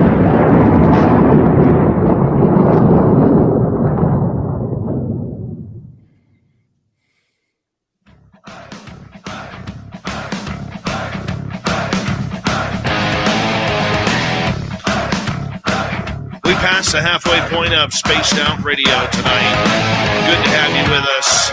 My name is Dave Scott. Very much appreciate earning your listening ears. Want to remind you that if you've missed portions of this show or others, check out our free archives by going to youtube.com/Spaced Out Radio. Do old Davey the favor.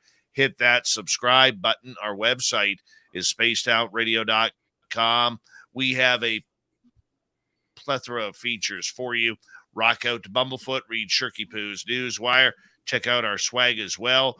Follow us on Twitter at Spaced Out Radio, Instagram at Spaced Out Radio Show, and on TikTok at Spaced Out Radio. We continue on tonight with the early Cryptid report. Super Duke from World Bigfoot Radio is here. Same as Robin McCrae.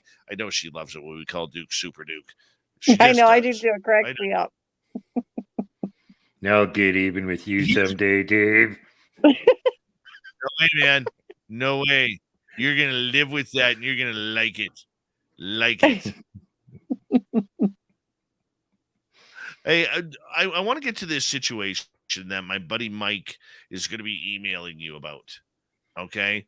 And Duke, this is a scenario where about a year ago, he was traveling, looking for new Sasquatch areas, potential new hunting areas.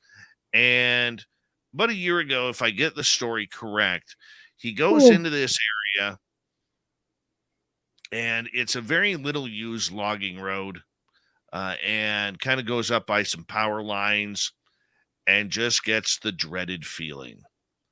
And he has as he literally gets hit with some sort of the mind speak play, where he starts feeling very ill, like he wants to vomit and kind of get out of that area. He sees a big giant tree that shouldn't be pushed down, being pushed down, and he gets the hell out. But he keeps being drawn back there, and every time he goes there, he feels that he shouldn't be there. And we're not sure if it's a rogue Bigfoot clan, a private Bigfoot clan, a dogman situation, because there have been dogman sightings in that area. We're not sure if it's Gugway or anything, but every time he thinks about that area, it freaks him out even to think about it. Duke, let's start with you on this one. Well, it sounds to me like when he walked in there, he got zapped. Lots of abandoned logging roads and stuff that humans don't use regularly or adopted by animals as travel routes. And of course, they like to ambush them. And the same thing goes with power lines. Animals will use those for nice, clear, obvious routes, and the Bigfoot will use them too. Although they don't walk usually on the rail bed of a train track or the power line itself, they know where it goes from point A to point B, so they'll parallel it. So you see a lot of that. Actually, Blaine Tyler ran into a bunch of that up there in Ontario. He kept finding signs of them around rail beds and what does he call them? Hydro cuts, big power line clearings and stuff up there. But as far as the other thing goes, with the attitude and everything, it's really peculiar that he feels like he's being drawn back to the same area after apparently they zapped him the first time he was in there. Yeah, he says he's uncomfortable, but we're not sure what is actually there. That's a question for... Oh, goodness. What do you think, Robin? Well, number one, when you get mind speak, even if you don't know that you're getting mind speak, if you don't really know that that's what it is, you can feel this compelling urge to do whatever they want you to do. Okay. So like if you're watching, and this is the best example I can think of, if you're watching a funny movie like slapstick comedy, like Three Stooges, whatever, and they're beating on each other and slapping each other and hurting each other, but it's absolutely hysterical and you think it's funny, but yet the next day you go back and you watch it again because you thought it was funny. Okay. So what happens, like in your friend's case, he goes out there. They didn't want him out there to begin with, but they zapped him and they thought it was funny that they zapped him. So we'll just keep calling him back like a little puppet on a string and we'll just keep zapping his butt. And what will eventually happen is when they get done with playing with him like a little toy, then he could actually get hurt. I know you've got at least 2 dogmen in that area, but you also have 3 of the Foots that are there. And they have a clan nearby. So you're looking at a situation that is just not a good situation. And just because he's feeling that urge to go there, he's got to try to get it understood in his head that you're going to have to resist that urge. You're going to have to, because when they're done playing and toying with you like a game, there is the potential that you could get hurt or you could get zapped even harder. I mean, I know you've got Gugwe that go out in those areas. I don't feel like that's what's doing this game. I feel like you've got 2 dogmen and 3 Bigfoot, and they're all kind of playing games. And 3 that's what they're Bigfoot, doing. all males? Yes. Gangbangers? Yep. Well, You're like, I mean, you're literally looking at a group of, having their own gang. I mean, really, this is it. They, they're not young, but they're not like in their 30s. I mean, you're talking, from what I can see, they would be in their 20s. If you were to look at our type of people, that would be like the mentality and the age bracket that they would be in. And they happen to be out there and that's not their normal hangout. Like at another time, a couple months down the road, maybe if they're out of there by then, it would be a pleasant place. But right now they're playing around there. They're hooting and hollering. They're carrying on. It's like a frat house. And he just happened to come in and now they're playing. They're toying with them. And it's not that uncommon. It does happen. When I was in Michigan, I had the most overwhelming urge to go to Salt Fork in Ohio. And I thought, why? Because it's not close to me at all. And why do I feel like I needed to go there immediately? And I called a friend of mine and I said, hey, you want to catch up? We'll meet. We'll go over to Salt Fork. And she says, better. They're playing with you. And I'm like, yeah, now I know they are, but I want to go check it out. And she's like, yeah, well, I'm not so sure that's a good idea. Because when you get in the far back caves at Salt Fork, they are not pleasant anymore. That's where the little nasty ones go to. And I didn't go. I mean, I knew better. And I thought, it sounded like fun just to kind of, curiosity kills the cat. So he really needs to rethink where he's going. If he's dead set on that area, maybe in a couple months. But if, myself, I would tell him, you need to find a different location. You don't have to go 10, 15, 20, 30 miles away, but you don't have to be in that spot either. There's a big whole world out there. You can find another spot. And this little group of 5 is playing games with him. But they're calling him there. That's why he feels this calling. That's coming from them. It's a form of mind speak. And that's what they're doing. How dangerous is that? Extremely.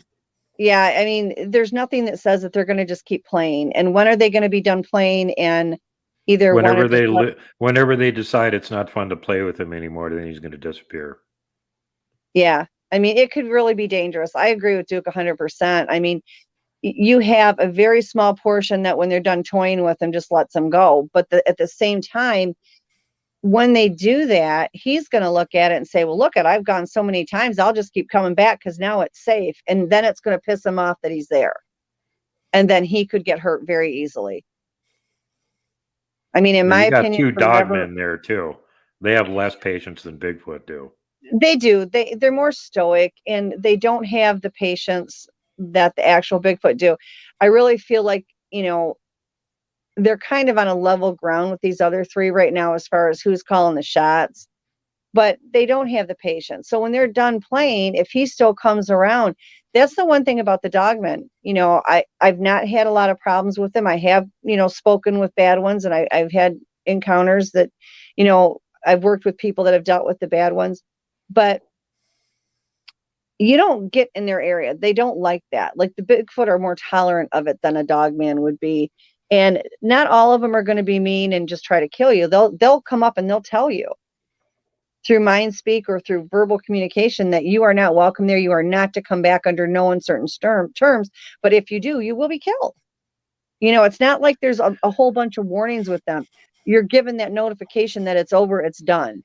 And now you've got these 5 that are there. When they're done playing cat and mouse games with them, it could be game over. And there's lots of other options in between, everything from bluff charges and screaming and whatnot to chase them out, all the way to this human's getting really annoying. Let me throw this 300-pound log at him and break his leg, and then we'll laugh while he's trying to crawl out. Oh, yeah. I mean, when they're done playing, depending on the individuals, and personally myself, I don't think that's a risk willing to take. Because if they decide they're done with them and they're just going to let him go, he's going to come out of that experience and say, hey, it finally got better and I'm doing great there and I can continue to come. And all that's going to do is now piss them off because they're letting him go. And yet he's coming back like a boomerang, and he's taking that to mean that everything's better. And so that he can, and that miscommunication could get him killed. He needs to walk away, find another spot. Yeah, you got to go with your gut. I mean, even if, sometimes you're like, geez, I really want to go back to this place again because it's so active and da-da-da. If your gut's telling you it's dangerous, don't go back there. Yeah, look for the signs because they will give signs. Very subtle. Like you have to really be aware because they're subtle signs, but they will give them. I am just surprised on that. Got a question in chat from Hilton from way down under. Hey, Hilton, that is a good question. That comes up a lot. And the answer to that is that just like rowdy teenagers, at some point they might get chased out of the group because they're just being too much of a problem and go find a girlfriend somewhere else. But other ones just are not all that good at following rules. And it's like, well, either you leave the group or we're going to have to kill you because we can't trust you. You don't follow rules. Well, now they're all out on their own. And as tough and resourceful as they are, being all out on your own is not all that easy. And so if they can run into other loners out there, they'll team up with them. And if you got several of these, as Robin was saying, like 20-something type personality types out there, and they already don't follow the rules, and now they teamed up with each other to make it easier to survive, well, guess what happens? Now you got a problem group, and you don't want to be anywhere around those guys. Yeah. And there was a gentleman that popped up, and I'm sorry we didn't get around to answering the question. He had wanted to know if they come around in the bad weather. I can't speak for everybody on the planet, but my group, they absolutely do. Like I get weather warnings, my own little weather station. If it's going to get really bad, I get the pounding on the house. Like right now. Yeah, I got a lot of activity over here in the bushes. But they will come, and they will. And there's been, I can't even tell you how many times that Pat and I have been asleep and there's been a storm come up during the night and they wake us up. Absolutely wake us up. Yeah, and I've observed that in Minnesota too, during big blizzards and stuff where the deer will all yard up in some low area to stay out of the wind. and try and avoid the worst effects of the blizzard, which Yeah. makes them really easy pickings for the Bigfoot because they've got all this noise and snow coming down. It's easy for them to walk right up on the deer. They only have to take about 3 steps and they can nab one. Yeah. And the other side benefit of hunting in those conditions, besides it makes it easier to grab the prey animals, is that the snow buries their tracks. They can run around pretty much anywhere they want, and snow's going to bury it. Yeah. That's why you bring hairspray. Well, Yeah. it's like Joe Monk had said, is this going to stir them up? The women and the children might stay, or some certain ones might, hunker down and stay warm. But I agree again with Duke, because the ones that can get out there and hunt, if anything's moving around, they're going to get it. And I mean, if the weather's that bad, obviously whatever they're going to hunt isn't going to be mobile. It's going to be, all hunkered down as well. But it's not that big a deal to them like you would think it is with us. No, very true. Very true. Let's get to another question from Joe. How long did Bigfoot live? Realistically, there have been some that I've talked to that have said anywhere from 250 to 350. We had one that said he was 438. Now, I do want to say this, and this is just my opinion. I have no scientific facts to back this up. The ones that I have noticed that have made it into the hundreds of years like that are ones that use the portals and go into not only physical form, but spirit form. The clans that go and stay primarily in physical forms, I have not noticed live as long. I think they have they're longer than ours, but they don't live to like some of the other ones per se. But yeah, they have the potential to live hundreds of years. I agree with Robin. I know somebody else that's an interactor with them, and most of the ones that she interacts with claim to be between, like a human age range and about 200 at the outside, except for there's one really old one there who's a tribe leader that says he's almost 900 years old. Yeah. Yeah, it's when he was a little squatchlet, knights in armor were still running around beating the snot out of each other with broadswords. Yep. Well, that's almost biblical, that age category. Yeah. Literally, Methuselah, that's a human. He apparently lived around that age too. So there you go. Well, you know what? They say that, our people used to live like that. And then, as time progressed and things got added into our foods, it's decreased it. And they're supposed to be, now they've got it to the point where people are dying too young. And I can't remember what I had read it in, and they were talking about that at some point from 2025 on up, they're supposed to be pulling that back so that the lifespan for humans are older. They live longer. But again, right now the world's overpopulated. So whether or not they will do that, I don't know. Let's get to another question here. This one from Michael. Do you ever leave cat toys or dog toys or treats out for them, Robin? All the time. I used to leave food out all the time when I was in Michigan. I don't do that now. And I don't recommend it all the time. Like, Duke goes out to his area. He's not out there every week. So when he goes, he takes food for him. It works out beautifully. Like, he's the bacon guy. They know he's bringing bacon. He gets a shopping list from him and he follows it to the T. But that's not on an everyday basis year round. I did that for a while when I didn't know any better. My group was wonderful. I had no problems. That is not the case all the time. And they can get really rowdy and really ticked when you quit giving them food.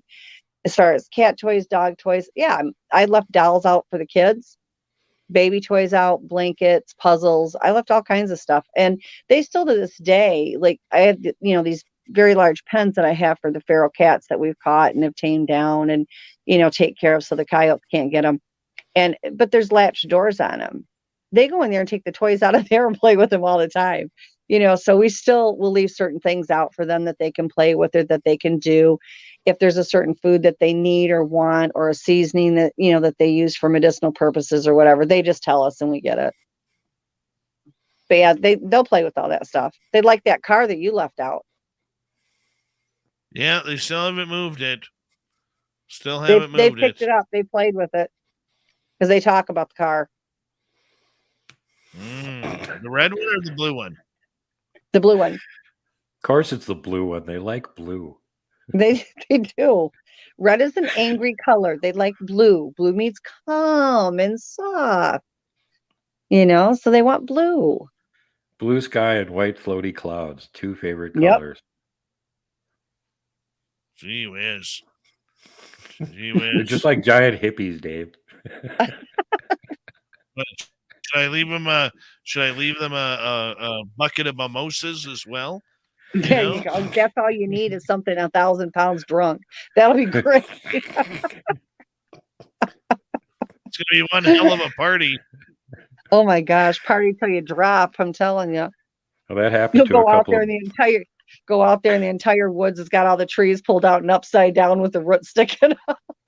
That actually happened to a couple bootleggers in Kentucky. They had their big latest batch of illegal whiskey all ready to go, and they already had it in the mason jars, and they were going to come out and early in the morning, load it up in the vehicle and go NASCAR around and drop it off. And when they got out there, they were hearing these weird noises, and they heard glass smashing a couple times, and they came up closer, and there's this thing laying there next to their still, and it's got this jar, and it smashes it on the rock, and it's trying to lick the whiskey off the rock before it all goes all over the ground. And it looks up and sees them, and it goes, ooh, ooh, ooh. And they're both going, what the hell is that thing? And then, of course, it realizes, oh, humans. And it drunkenly crawls away on all fours, leaning heavily to both sides, trying to get away from the humans. And they're both just so dumbfounded, they don't know what to do. And according to the report, they stood there for a couple minutes, and then the one goes, we need to move our still. And the other one said, agreed. When I was back in Michigan, we lived probably 4 miles away from town, and we were back in the woods. And there was this little neighborhood bar in there, and they would go and raid the dumpster there every night. I didn't have alcohol at my house. I had kids. I was a single mom. I had kids. And so I didn't have booze there. I'd get up in the morning and it looked like there was a concert from Guns N' Roses in my woods every morning. There was more booze bottles than you can even imagine. Giant footprints all over the place. You could see where they fell over logs. They fell over little saplings of trees, God. all broken all over. And bottle after bottle after bottle. Igor and I went and put a beer out for them one time. We hung this bucket up. We put a beer on it, and it had a screw on top. Or not the screw on, but the kind that you have to have the little prong things to pop it up. And we went out there, and they had ripped the top off of it and drank half of it down.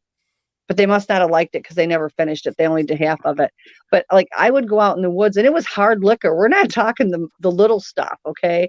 We're talking vodka, whiskey, Jack Daniels. We found peppermint schnapps out there. And I was like, for the love of God, they're going to come out and take away my kids thinking I'm out here drinking all the time. And I don't even drink, Where are they looting all these booze bottles from? They were getting it from that bar. And there was still a little bit of booze in it. I don't know if they were just taking the bottles and trying to get something out of it, if there was still some liquid in it. I have no idea. But every morning it was the same thing. It's like one of my jobs in the morning after I took the kids to school was, let's go clean up the booze bottles from the woods. And you're talking that where they were at, they were 25, 30 feet from my front door. It was awful. Just awful. They were relentless. I can totally see that.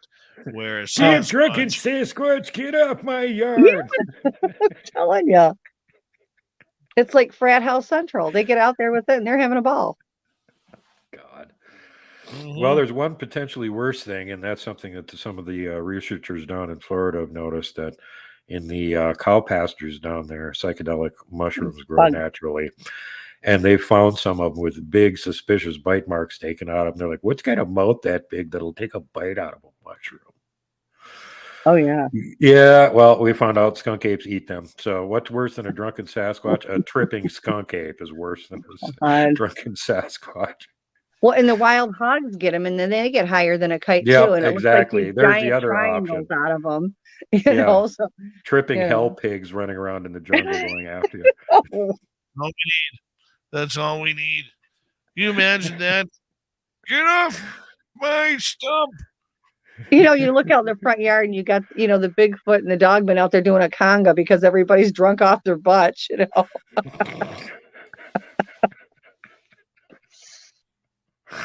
Oh my God. This is what this show has diluted to right now. Bigfoot and stuff skunk that goes apes getting on. drunk and eating mushrooms. Well, I know. The stuff that goes on is crazy. It's like absolute insane asylum. The ultimate well, there's forest. the dangerous side to the skunk apes too. They're a lot less reliable and trustworthy than the Sasquatch are. They don't have much in the way of rules. No, And they're they very can be very uncivilized. dangerous. Yeah. Yeah, they're very uncivilized. They're not at the level that you would find a normal North American Bigfoot. That doesn't mean that some aren't nice. Some of them are, but they are really scattered. I mean, figure with ADHD. I'll get you to hold on right there, Robin. Super Duke and Robin McRae. We got them right after Swamp Dweller. Kick off hour number 3 next on Spaced Out Radio.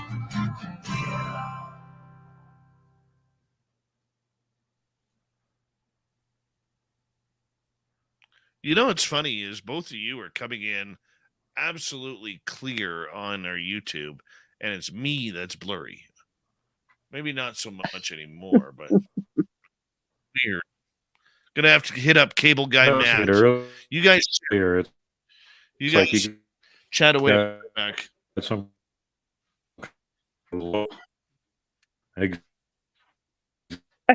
Now you're breaking up. Now that he said that, you're breaking up.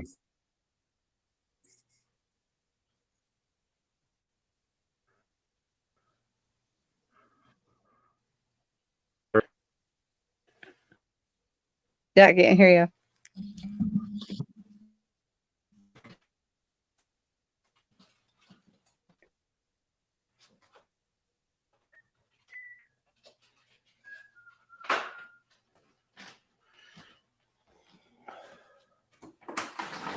Now I'm hearing whistling. Why do I hear whistling now?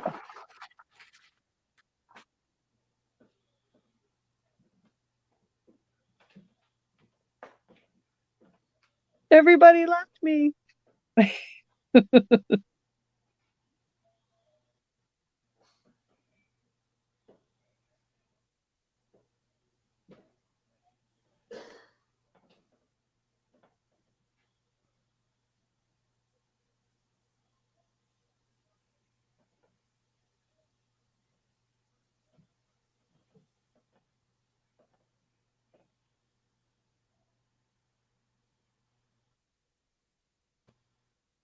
Trying to figure out which way these guys are coming in from. And right now I've got all 3 sides.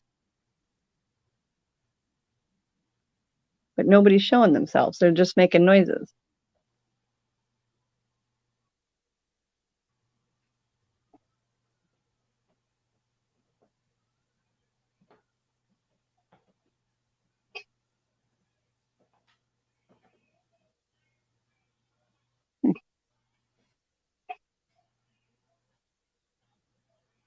Now we have knocking.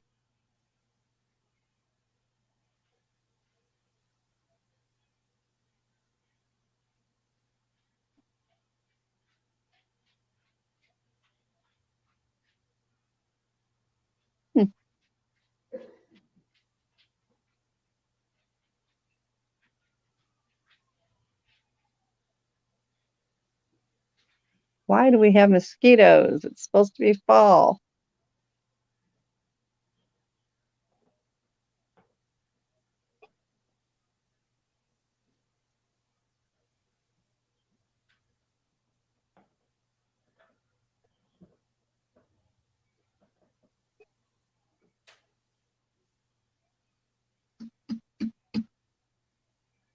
What they do if I knock back?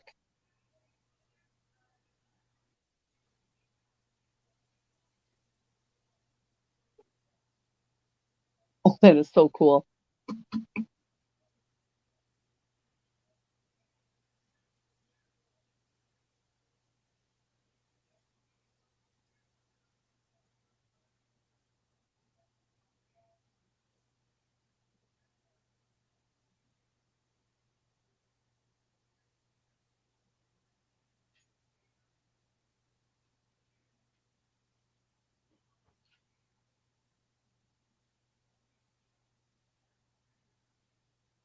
All right, Mr. Possum, off the porch. You, I don't need up here. Here, there. Eat your cat food down there. You're not coming up here with me. Hello, Wild Aloof Rebel. Welcome to SOR Chat. By the way, for everybody looking for new swag, I just put up a new t-shirt today. I'll show it to you guys.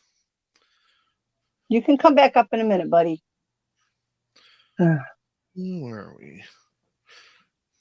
You guys miss all kinds of stuff, Dave. I'm always missing stuff.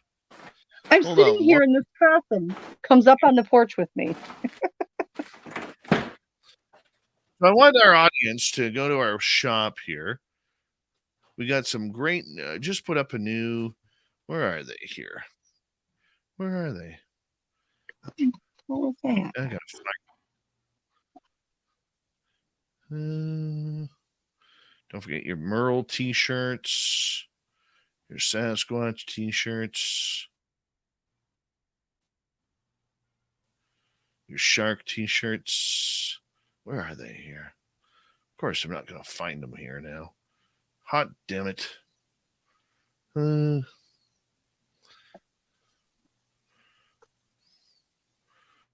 are they here? They're not showing yet. Oh, they haven't loaded yet. I just put up I'm Alien AF. Just built that cool. for you guys. I don't know where I didn't see them because they were on here. Let's go here for a second. I just put them up. Where's my store? Right here. There they are. Long sleeve shirts for the winter that read, Oh, those are cute. I'm in as blank. There you go. I'm alien as F. If you want those, or in the shorter sleeves, there you go. Just put them up for you. Spacedoutradio.com. Here we go, everyone. Thank you for the super chatters. Here goes hour number 3. You guys. Would you like to connect with us? Head to spacedoutradio.com for all your latest show info. Now, back to Dave Scott and SOR. Third and final hour of Spaced Out Radio is now underway. My name is Dave Scott. Thank you so much for taking the time to join us. We really do appreciate earning your listening ears wherever you are on this beautiful planet we call Earth. Hello to everyone listening in on our terrestrial affiliates around North America, digitally on Odyssey Radio, TalkStream Live, and KPNL. All of our archives are free. Join us at youtube.com/Spaced Out Radio. Do old Davey the favor, hit that subscribe button. The Desert Clam has set the password for tonight in the SOR Space Travelers Club. Decatis. Decatis is your password. Use it wisely, Space Travelers, as the Clam sets the password each and every night right here on Spaced Out Radio. Our website is spacedoutradio.com. We have a plethora of features for you. Rock out to Bumblefoot, read Shirky Poo's Newswire. Check out our swag as well.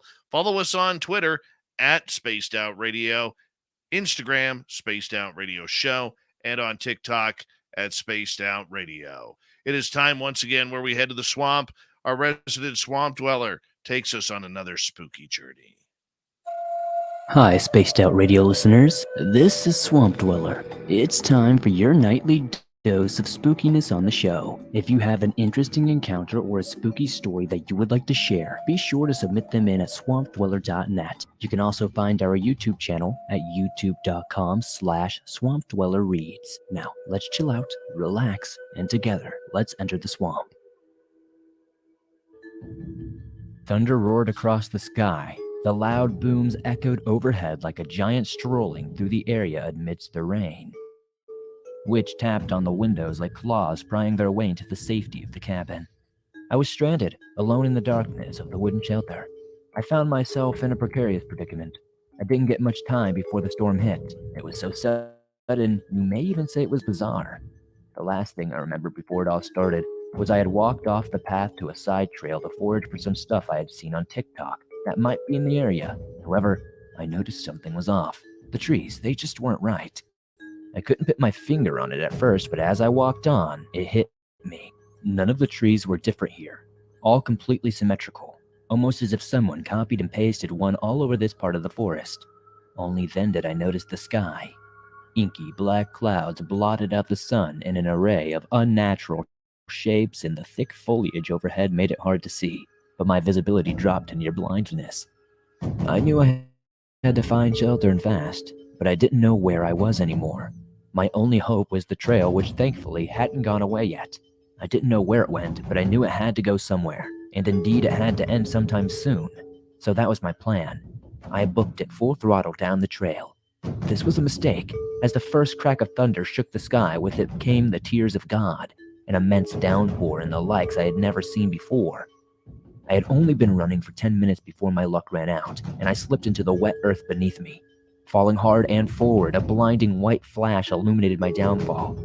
I could see the cabin ahead of me, right before I ate a serving of mud pie. The shelter was within my grasp at last. I didn't get up right away though, and I think I regret that the most, because then I heard it. Among all the noises, one stood out as I rested my eyes. It was faint, but it was there. A wet slapping noise was quick. Like bare feet in the mud headed this way, but not on the trail. As it grew closer, you could hear the trees falling as they tore through the dense forest, each crash distant, rumbling the earth as if it was competing with the sky's voice. My heart fell 10 stories in my chest as the threat was realized. I only came out here for some fungi, not for whatever this thing was. I tried quickly to get up, desperately trying to avoid slipping as I did. I hurried to the cabin as the sky and earth shook together in an elaborate song for the lightning to dance to. That thing drew near as I made it to the door.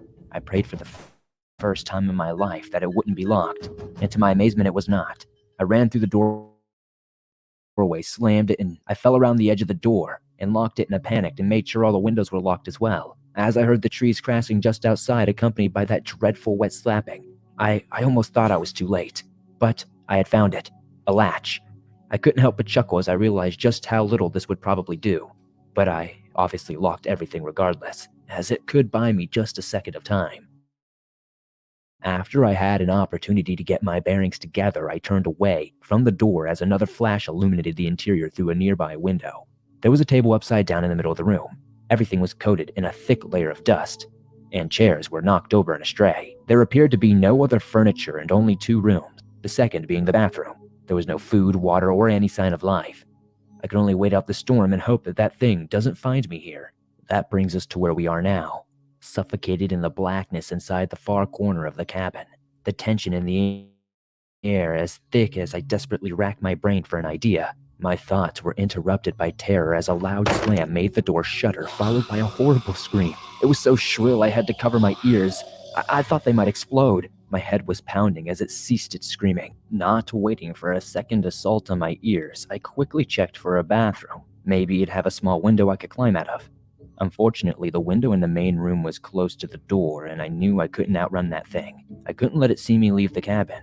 I entered the bathroom instantly. Seeing a lack of any window, I wanted to give up and cry, but there had to be something. Anything. I returned to the main room just as quickly as I had left. I screamed, my voice filled with terror and despair as I saw it. A bright flash lit up just enough to catch a glimpse of it as it stood crouched outside the window peering in. Its empty black sockets devoid of life but filled with rage. It was a deer skull, no doubt. It wasn't too tall, and its anatomy was all wrong, almost broken as if it were in agony and its bones were screaming. It radiated death, and I was frozen in its cold stare. In the corner of my eye, I noticed a fireplace as another flash illuminated the room. But the creature had disappeared at this point, and I knew it couldn't be far, only trying to find a way in. So I dove for the fireplace. After being snapped out of my daze, it was my last option. I didn't give it good odds. Part of me already dug a grave for myself in my mind. I didn't get far inside before the sound of wood splintering shattered any hope I had left. The door flew off its hinges against the back wall, the creature audibly slamming into the wall, with it probably having jumped full force into it. I made sure to tuck my feet in amongst all the commotion. But my breathing panicked and I had difficulty calming myself down. I was sure it would find me, as I could hear the wood groan under the weight of each step it took, as it searched around. One heavy thud after the other, slow and deliberate. Each one sent an icy chill down my spine. Then the smell hit me. It must have been just in front of the fireplace. It smelt like earth and rot with a metallic blood smell mixed in. It was putrid, like a decaying corpse in a shallow grave, but it was much worse. My throat felt ticklish. The stench was too much and I couldn't hold it any longer. I gagged hard, spitting up below. It snarled and its maw snapped with a primal hunger as it shoved its head inside the base of the fireplace. I screamed in horror as hot tears steamed down my face, desperately trying to go up further in the fireplace. As I thrashed, I managed to make it about 5 feet up the chimney, but it too was trying to cram its massive frame inside. My muscles were sore and I was tired. I felt like giving up as I watched it well. I sobbed and screamed. My arms and legs were shaking under the strain as I pressed hard against the inside of the chimney. Finally, I felt my consciousness begin to fade under the stress as I looked down at the creature. Its vicious snarling and biting never ceasing as it seemingly got closer and closer, and that's the last thing I remember before I fainted inside the chimney. I thought that would be the last time I'd ever be alive. However, I woke up, which was a surprise. I didn't think that was possible. If I were dead, which I without a doubt was, but no, I wasn't, to my dismay. I had got stuck in the chimney, so I had never fallen when I fainted. It must have given up at some point, but not without much effort. Bricks had been completely torn away, and it still wasn't enough to reach me, and for that, I'm grateful. But there was still a problem. I was still stuck in the chimney, and the cabin was abandoned. No one would be coming here purposely. I didn't even know where it was. Was there even hope for an escape in this strange forest of identical trees? Or was I doomed as soon as I went off the main trail? I really can't tell. I'll only be able to live so long stuck in the chimney without food or water. I've been trying to get unstuck for about an hour now, and my phone is about to die. So I'm finished writing this as not a send-off, but a warning. If you find this phone, I beg you, please share my story. I'm sure you'll have a dreadful time reading it at first. So it's up to us. If you ever find this place in the forest where every tree is identical, turn back now. Don't be lured into its dark corners where the creature roams, waiting for you to enter its domain. Well, that's not freaky, is it? The guy dying in a chimney that nobody can find? That's why we love the Swamp Dweller around here, who comes in every Monday through Friday night on Spaced Out Radio. And you know, it's great radio that, you know, some people call it creepypasta, some people call it story times, some people call it, you know, true stories, whatever you want to believe. That's what Swamp Dweller does. And you go over to his channel where there's thousands of free stories at youtube.com/Swamp Dweller Reads, and hit that subscribe button as well to show your appreciation. All right, let's continue on with the Cryptid Report.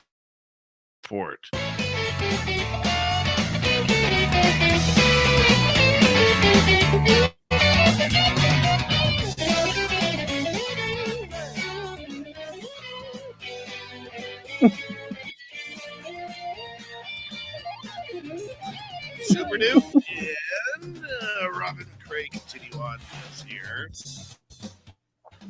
We got a bunch of questions as we continue the extended Cryptid Report. We're going to go for probably another 30 minutes, and that'll be it for tonight. But, well, I got to do the Shirky Poo's news, which I'll get to. Duke, Robin, welcome back. Thanks. Great to be back. Duke, I noticed you trimmed up. This is crazy. You got opossums on the front deck. You got Sasquatch in the trees, banging partying like it's 1999. I don't even know what they have in there. You know, like if you were to pound on like a metal pie plate or a cookie pan or something, that's what it sounds like. And when you guys were gone, I just did it again.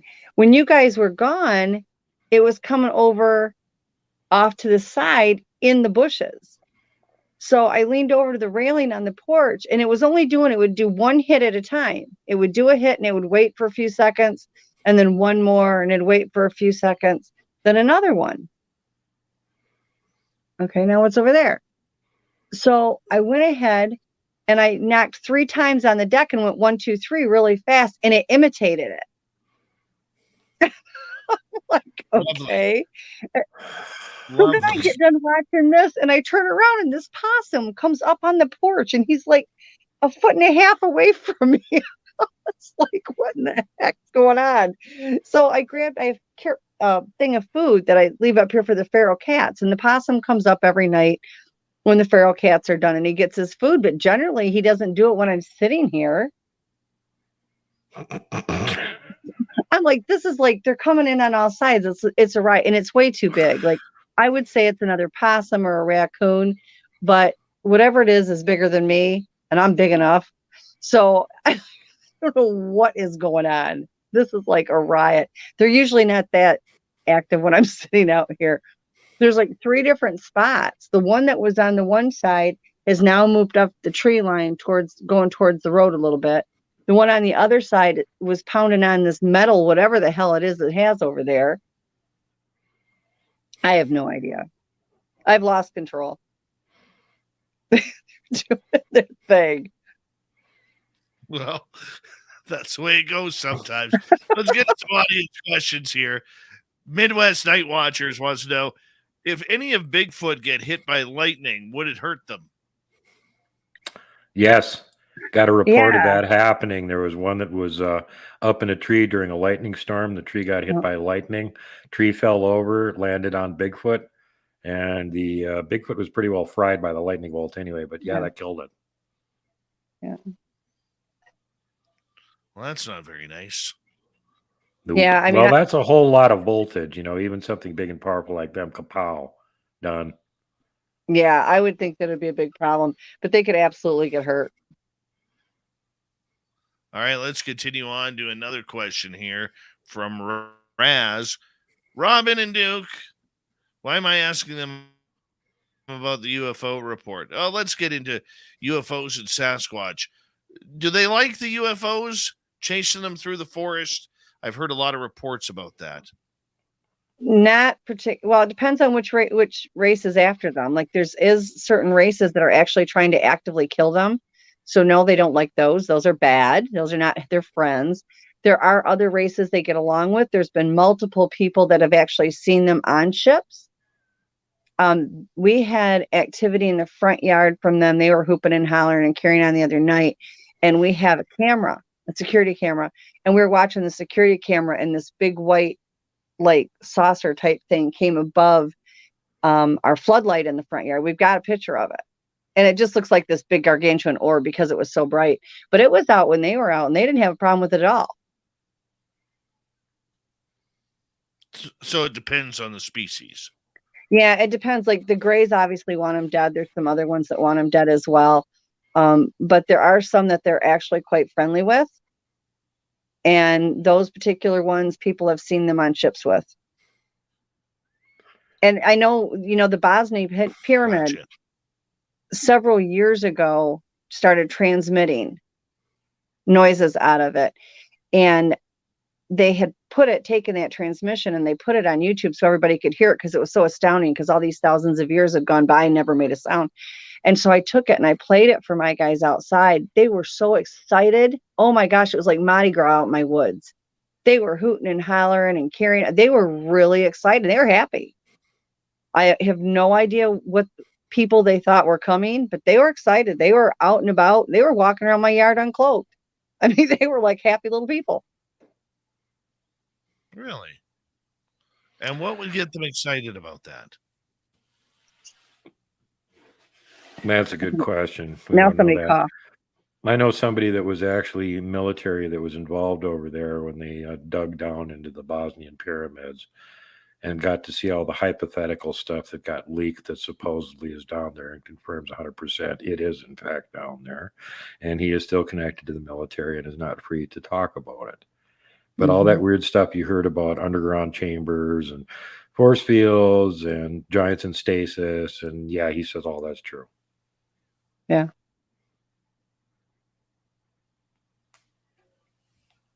That's just eerie. Let's go to D. Swiger. Do they mate, Yeah. marry, or just mate? Is it for life, relationship stuff? My experience with them, it's, I don't know if you want to call it a date. I mean, it's just the way they live their lives. They choose a mate, they hang out together. Do they marry? I've never seen one do that. That doesn't mean it doesn't happen, but that's not what I would consider the norm. I mean, they dedicate themselves to them. But there's also been people that have seen them have more than one wife. But if you look at our people, we have polygamists too. So again, it's, I've got like Misama, he has just one wife. He has no desire for another one. She's enough. And, she's as sweet as can be. And they've got the kids, and he'll be here soon because he comes for the winter. He comes when it gets cold. All right, we don't bother the cats. So let me just whack the side of the cat. But, there are others that they claim have more than one wife. Most of the ones around me don't. In all honesty, they just have the one. But, it is possible. Well, but to say that they have... It does make sense, though, that they would have more than one wife, because the majority of wildlife out there, they are about mating and spreading out, the seed. So that way there is no, what's the word I'm looking for? There's continued health in the species. Yeah. That's why they chase the sub adults out of the clans. Go find yourself a girlfriend somewhere.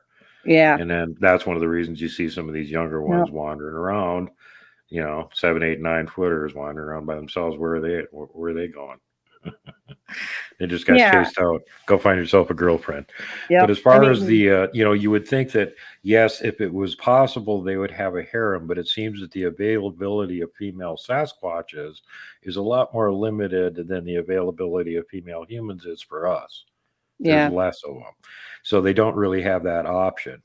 And the younger subadult females that don't have a mate or anything that are in a family group, the alpha male will protect them from amorous advances from anybody else in the group unless they got his permission. And if they can't take a hint, then they become a lone Sasquatch.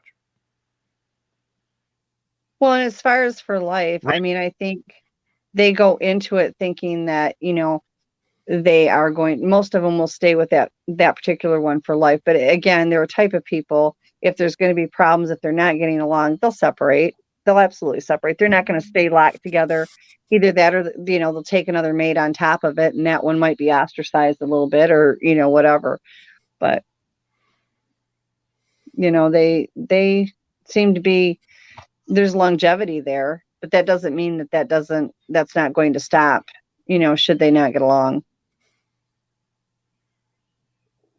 Okay, so when are they much like deer or bear or moose, where after a couple of years they run the youngsters out in order for the youngsters to go?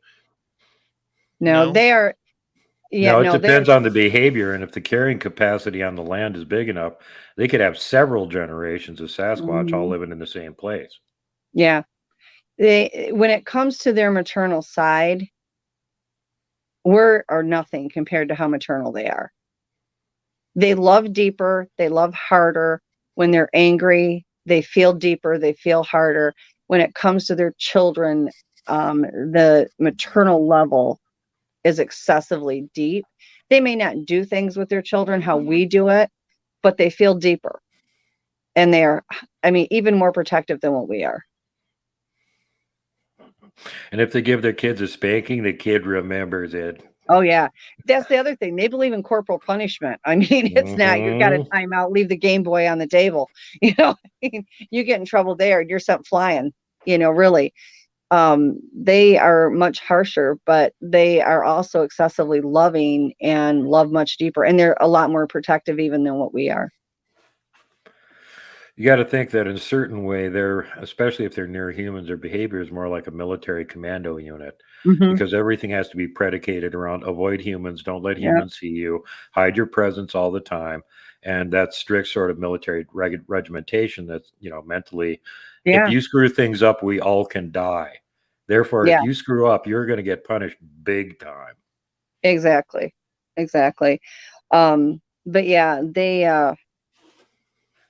well, like in the case with Misama, I mean, he's a much older Bigfoot, but his mate, I mean, I think, God, she's got to be in her 30s now, maybe early 40s, where he's much older than her. But I mean, they have a ton of kids, and when he's here, he's never brought anybody else with him. But I know other ones that have had multiple wives. And I think a lot of it may have to do with if they're paired up with one that can no longer have children anymore, and they still are trying to, have kids to increase the population, various things. All right, we got Super Duke. We got Robin McRae for a few more minutes here, going into the final half hour of Spaced Out Radio. Then we got Shirky Poo's News, the jam-packed final half hour of the mighty SOR. Next, stay tuned.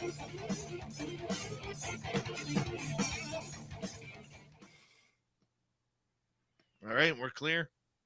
Yeah, I don't know what they're doing tonight. It's crazy. Like, even more so than normal. Can you get one of them to throw a log at the house or something? Or no, but you know what? It was funny because I was sitting here. There's no wind whatsoever. And I'm sitting here, and all of a sudden this leaf just comes flying up on the porch, but yet you don't see anything. There's no wind. There's no nothing. Just a lone leaf comes flying up on the porch. I'm like, okay. I don't know. And I don't know what they're pounding on over there. It literally sounded like a metal pan. But they would do one thack and then they'd stop for a minute. And then they'd do one thack and they'd stop for a minute. And then as soon as I knocked 3 times on the porch, they switched it over to knocking 3 times. I was out of my research area with Mike, and we were hearing this weird sound from across the river. Boop, boop. Boop, boop. And we both recognized it, and we went, is that the lighter fluid can? Because the temperature is dropping, and it's sealed tightly. So it's creating more of a vacuum, and the sides are going boop in, and it's making that sound. Yeah. And he walks over and he looks at it and he goes, it doesn't look like it. And right as he's looking at it, we hear the sound again, and clearly it's coming from across the river. So either there's one of them over there mimicking that sound, or he's got an empty lighter fluid can that he's going boop, boop, boop, boop, and squeezing to make that sound with it. Yeah. I don't know. They've just been bizarre tonight, like even for them. But they have to be up here because like tonight before I came on air, I let the dog out, and it was really pretty quiet in back. Like nobody was running around hooting and hollering and carrying on like they normally do. Dogs weren't paying him any attention, which was really odd. But then all night tonight, they've been at my bedroom window watching out the front yard. Like everybody's had their snouts up to the window in the front yard watching outside. Now you must have an audience out there. Yeah. Some nights it's really dead quiet, and other nights it's like a frat house. And there was somebody across the street, right across the dirt road, because I could hear him walking. Every now and then you'd see this big, large, dark shadow going between a tree, but you couldn't see like facial features or anything. You just saw this big, dark shadow. And that walked down a ways, and now that's gone quiet. Now it's all in the side bushes out that go by the house. I'll go to bed. They'll be tapping on the window all night now. They do. Robin, wake up, Robin. They do. And they did it. This one youngster kept coming up and doing it. And I worked with him for like 2 months, where he would tap, I would tap back. And he would do it. I'd be sitting right there, and you couldn't see him because he would cloak, but I could feel where he was. But he would tap back. And I would tap at it, and I'd go and I'd stand back away from the window so he felt safe to tap it. And that went on for a few months. And I happened to go out in the kitchen for something, and I hear Pat, and it had woke him up. It was doing it, and I wasn't in there. And he's like, I have got to sleep. Will you knock it off? And he stopped doing it. I was so mad. I was like, what did you do? I've been doing this for months. So he told him, he says, no, you can do it again. You can tap on the window again. And about a week later, he started back up. I was like, don't you ever tell him you can't do it. I've been trying to get him to do it. We've got just over a minute, guys.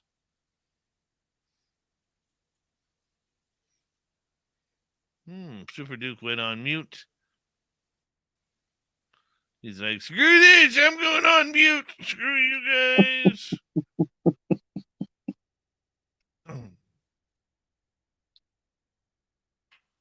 Oh. Good crowd tonight. Good crowd. My computer is doing weird things. If I disappear abruptly, that's what happened. It's going to get loud for a minute. My neighbor's leaving with his semi. All right. I'll mute you while I do the intro here.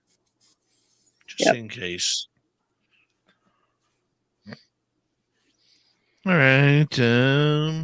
Big thank you to Midwest, David, Jenny, Jeff, Dutch, and Typical for the super chats tonight. It's a wonderful way to support what we do. Don't forget, you can always go on our website, spacedoutradio.com. Check out our swag. Got some cool stuff there. We're going to be adding some cool stuff very, very soon. And I always like to change things up. What can I say? That's what I like. And, of course, a big thank you to Robin and Duke for coming on in and staying late with us tonight. Two class individuals, even if Duke had to chase kids off his lawn earlier tonight and through all the Halloween last night. Here we go, everyone. Robin, I'm going to mute you here.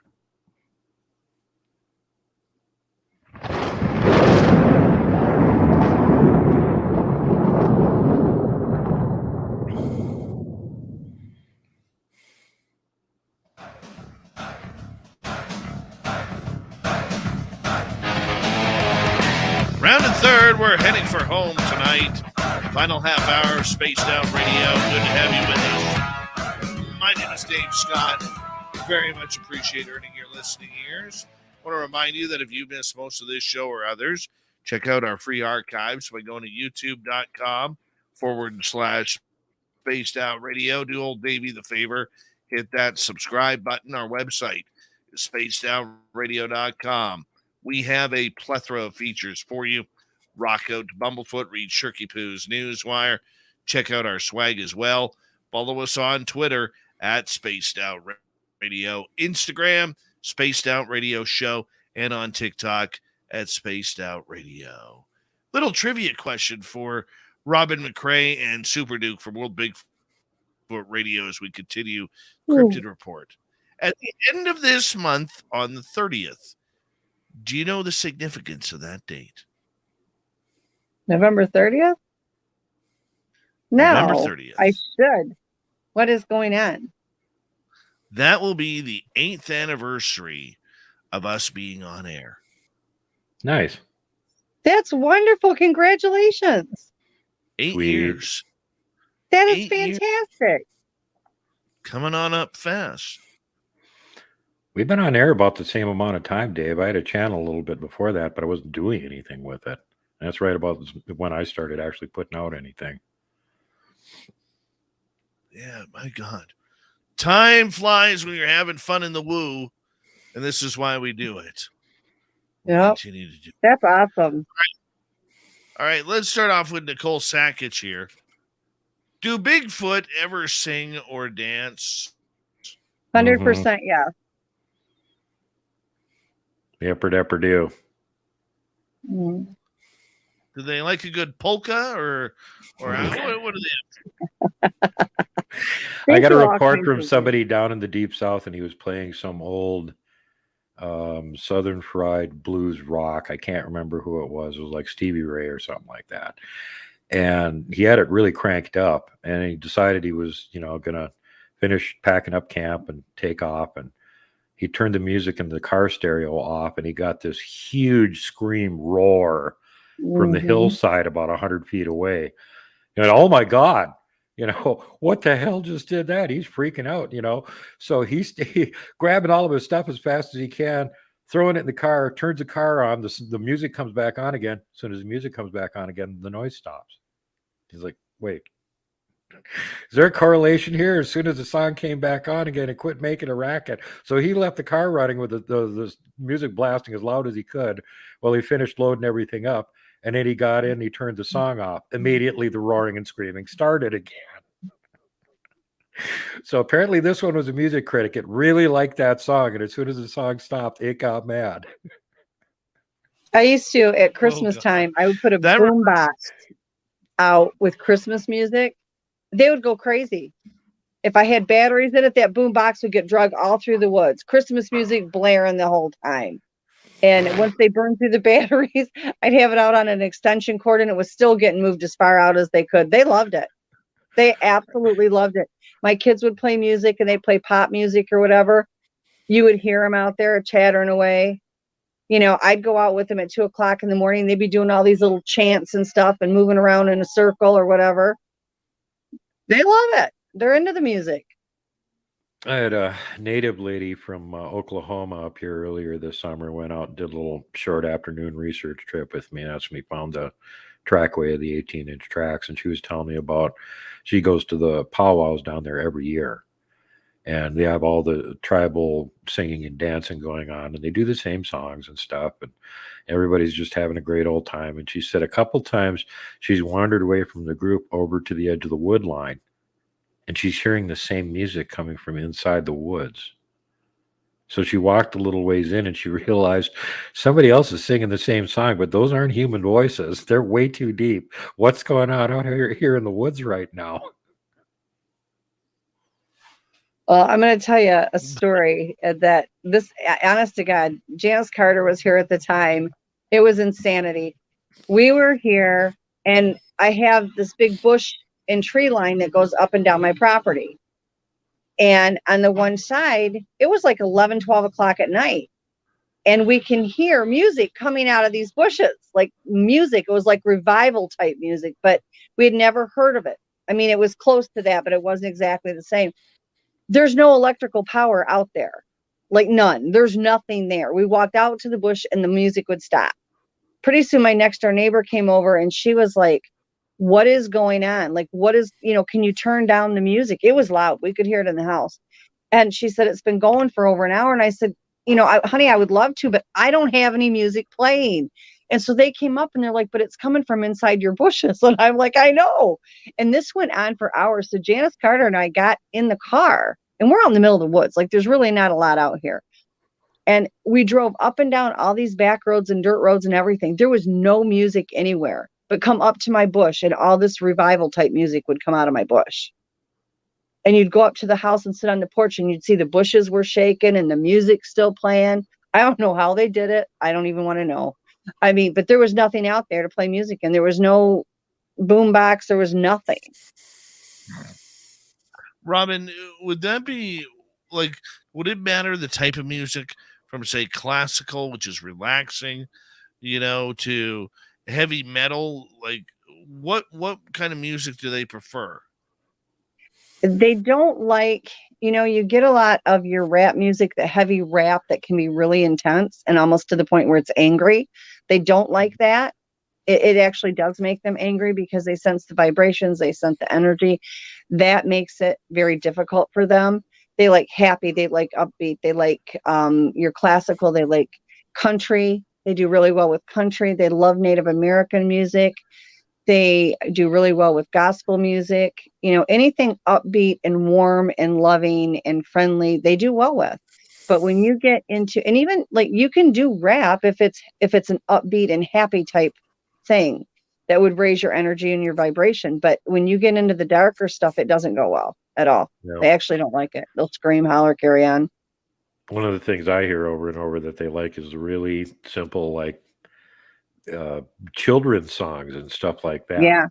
They Nothing really like too that kind of complex. stuff. Yeah. Yeah. The complex stuff, you have to look at them as this incredibly intelligent being, but at the same time, think ADHD, where they can only handle so much stimulation at one time because they get overstimulated really easy. The only reason we can handle the level of overstimulation that we're accustomed to is because we're accustomed to it. Yep. If you were from some primitive island and had never had access to internet or TV or any of this stuff, you would be so overwhelmed by it, you wouldn't know what to do with it. Yeah. No, true. Very true. Let's go to Tex here from Texas Front Porch, and he has one of the best beards in cryptozoology, that's for sure. And if not the best. He's asking, when they Um, give birth, is it something they go off and do solo, or do they have nurses, healers that tend to them during the process? Did you want it, Duke, or you want me to? Well, from what I've heard, they do actually get a safe, protected space and go off and do it by themselves. But go ahead, Robin. They do. There's some that will get several other females with them, so they have like that group. I do healing work on them through energy and various things, and they've gotten hold of me, like if there's been a difficult birth or that kind of thing. And there's always some that are around them, but they don't. It's not like they're going to hang out with the rest of the clan. They're going to go to a more secluded area, or if they're going to stay in their own area, they'll have a few of the women there. If they think there's a problem, they might have a healer there or something like that. But, I think it stays relatively private. I know when I was in Siberia and we went in that one Az's cave, there was a section in there that was like a little alcove, and they had a nest in the walk-through part of it. And it was actually because the female would have the children, and then they would be in that back part of the cave. They couldn't get out of that section without crossing that nest. And that way she could lay there and rest. All right, let's get to Human Carl here. What kind of leftover Halloween candy do they like? Robin, I got this one. They like anything that's sweet. And I was just talking to one of my friends today that has a whole lot of too many Sasquatch hanging around on one of her friends' properties, kind of out in the middle of nowhere, but still near enough that kids do trick or treat there. And they had one of the big plastic pumpkins full of candy sitting out on the porch. And right about shortly after all the trick or treaters quit showing up, all the candy disappeared. Well, they found out later on today which Sasquatch took all the candy and ate it, and that they also have a stomach ache. Yep. They need to find the indeed. experiment Let's lady. move on to another. Skip to Malou is asking, why is blue their favorite color? I don't know that it's their favorite color. I know that they like it. I would assume because it's a calming color. I know Dave's group, where he had the two cars, that they were really prone to like the blue. Duke's group seems to like blue real well. It's an individual thing. It's not a favorite color, but it is a calming color for them. They obviously, whatever they're going to pick up or whatever they're going to touch, they want something that isn't fearful to them or makes it feel angry. Where, like some of them like the red, but red is supposed to be an angry color, but some of them prefer it. Yeah, that's a generalization. I mean, you've got individuals that have, just like any human or even the smarter animals and stuff, they'll have likes and dislikes. But in general, they seem to prefer blue and white for colors. Mm-hmm.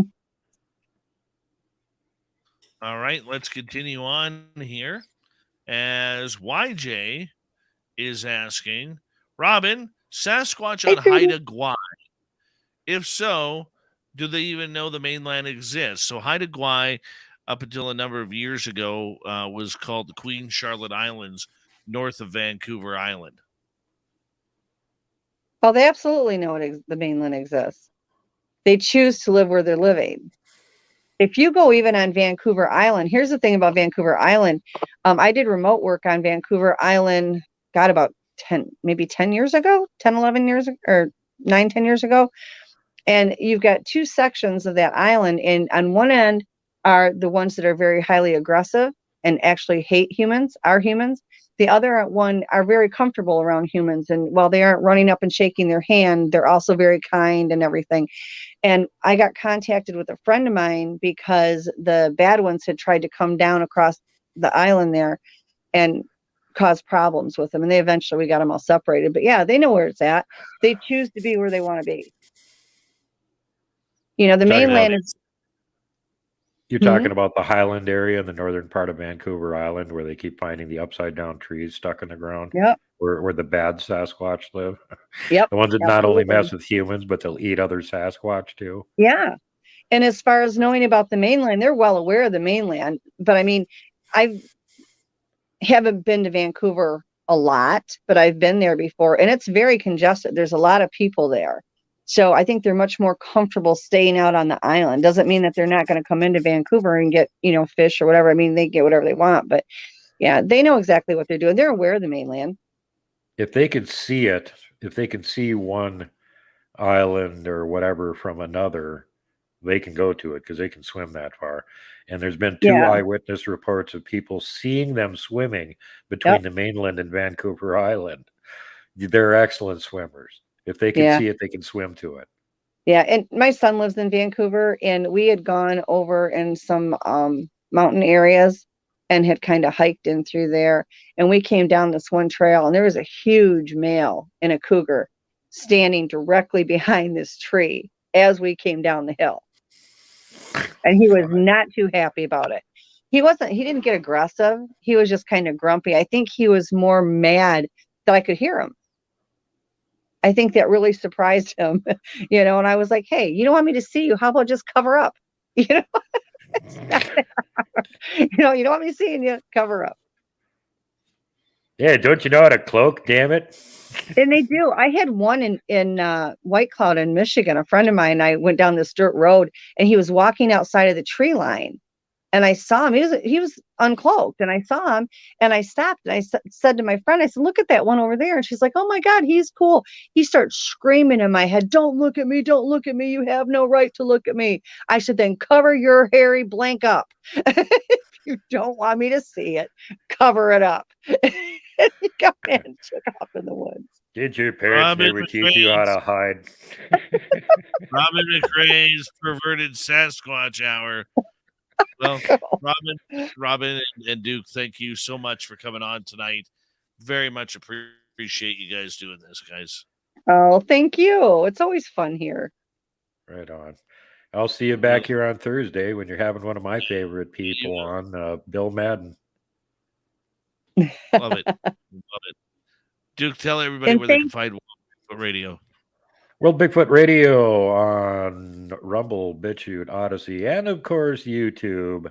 And you can also find my support groups on MeWe, World Bigfoot Central, and on Facebook, World Bigfoot Radio and Montana Bigfoot Project. Yep.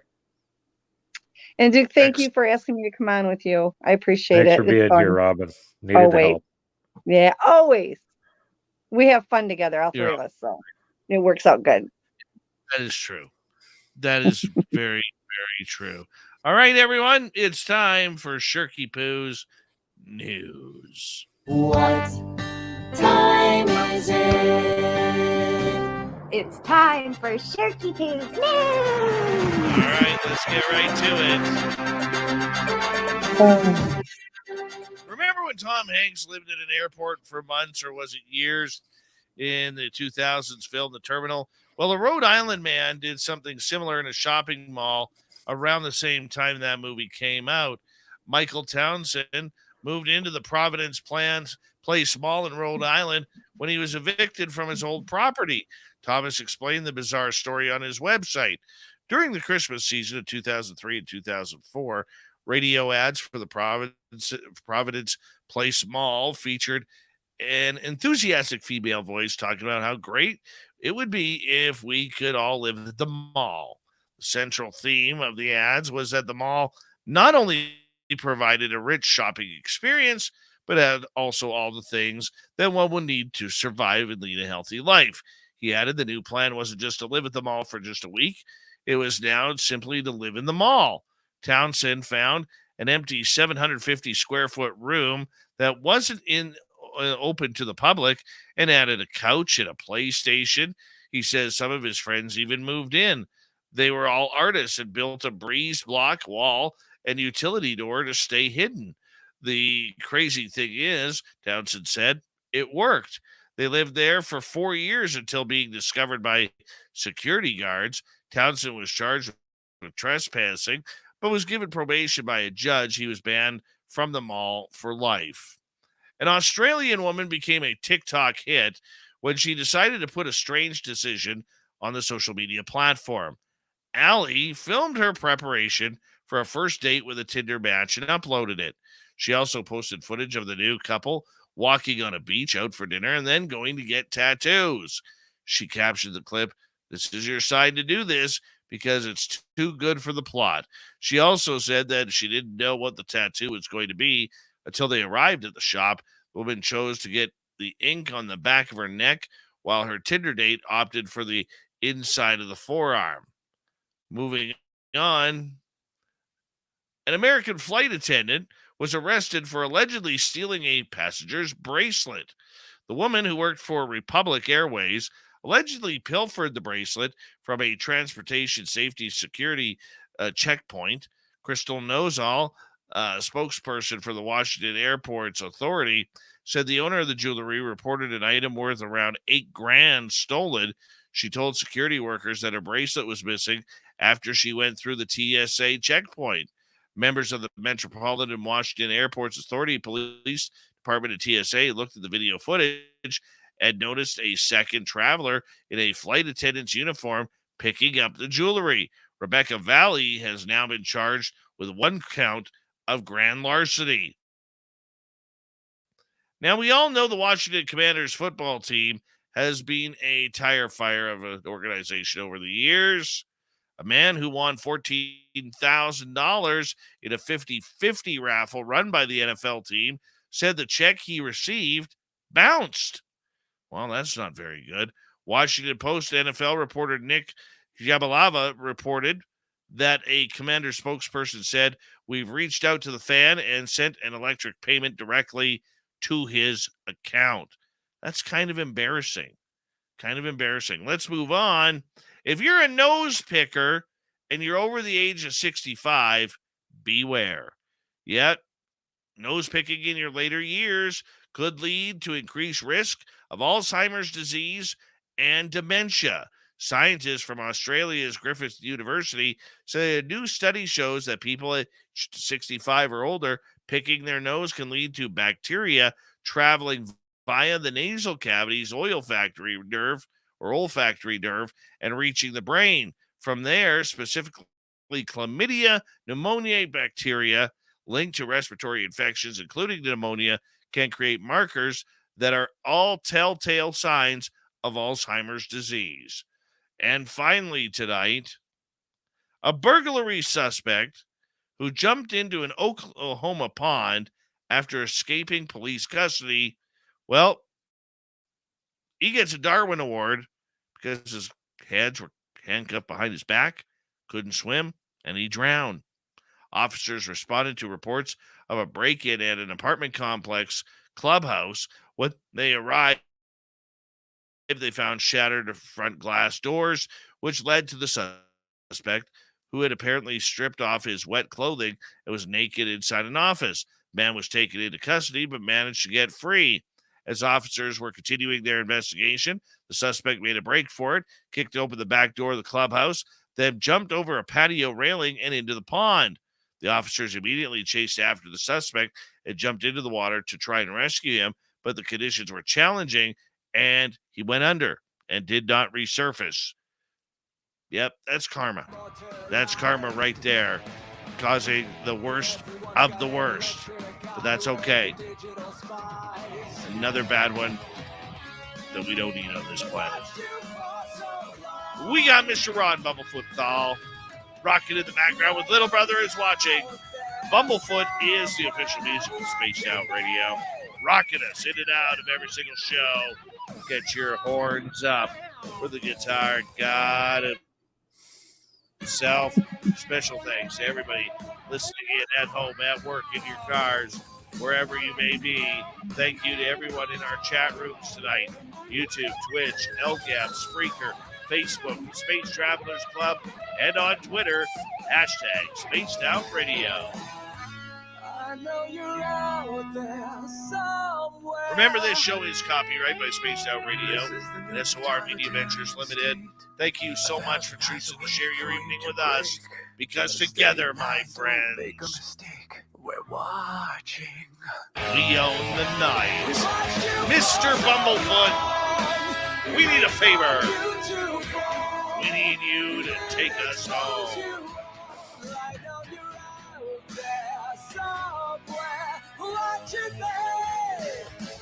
Yes, the Woo train has docked for the night. But soon, my friends, we shall ride again.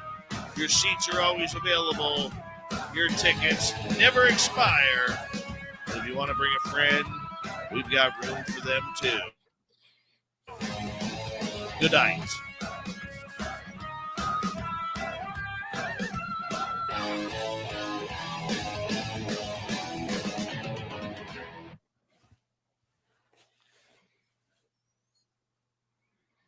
Super Duke. Super Duke. I rent the day.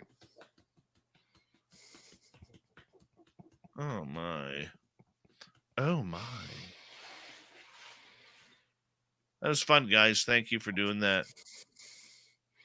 You're welcome, Dave. Like I said, I am Dave looking loves his forward. Super Duke. I'm looking forward to the Wednesday show, where I'm again going to be here to deliver the Cryptid report, and we will be talking about the 4 different kinds of Yeti.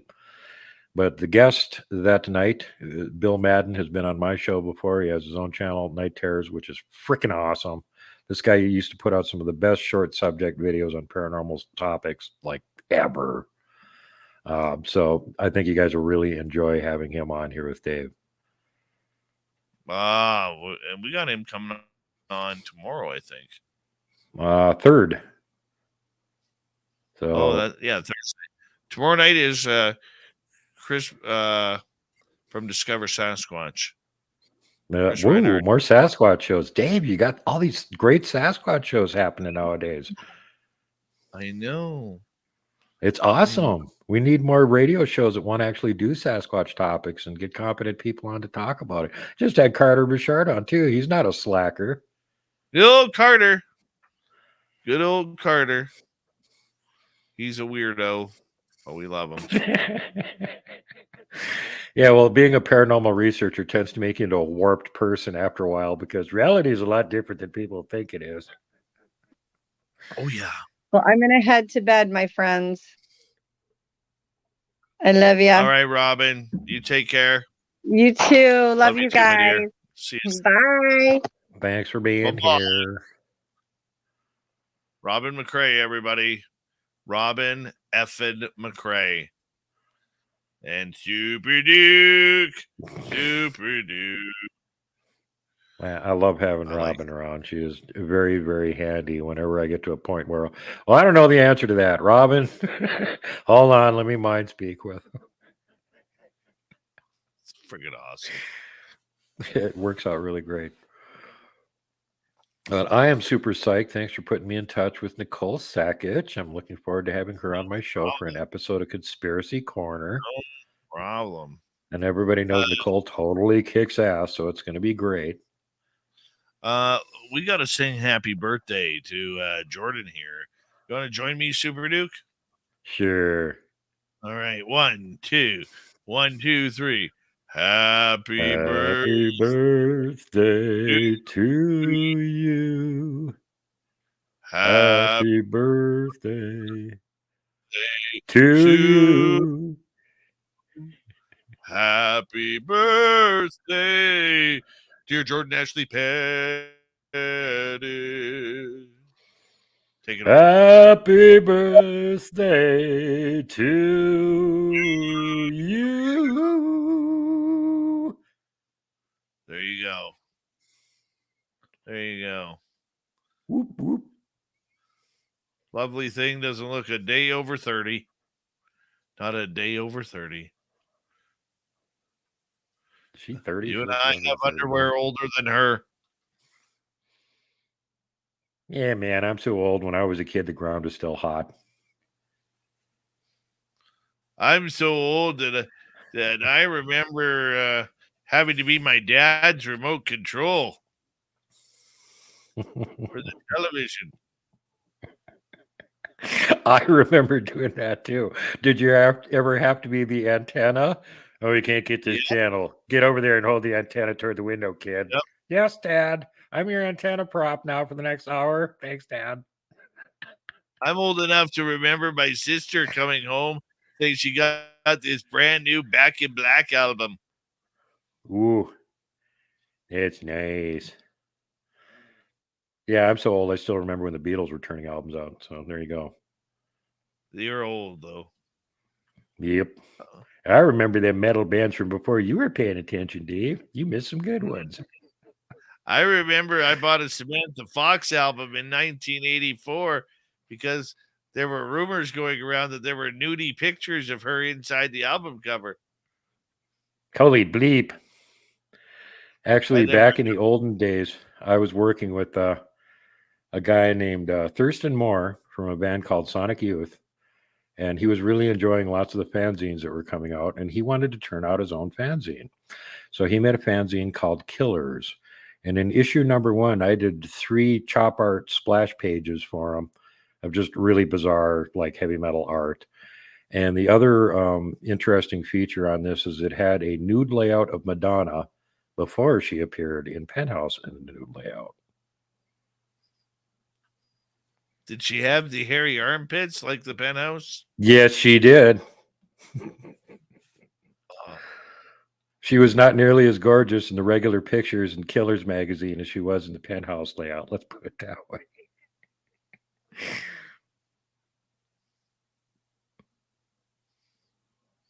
Mm-hmm. I was disappointed buying that Samantha Fox album, wasting a whole $14 on it. Yeah, I'd demand my money back if I was you, Dave. I don't know. I'd still want it.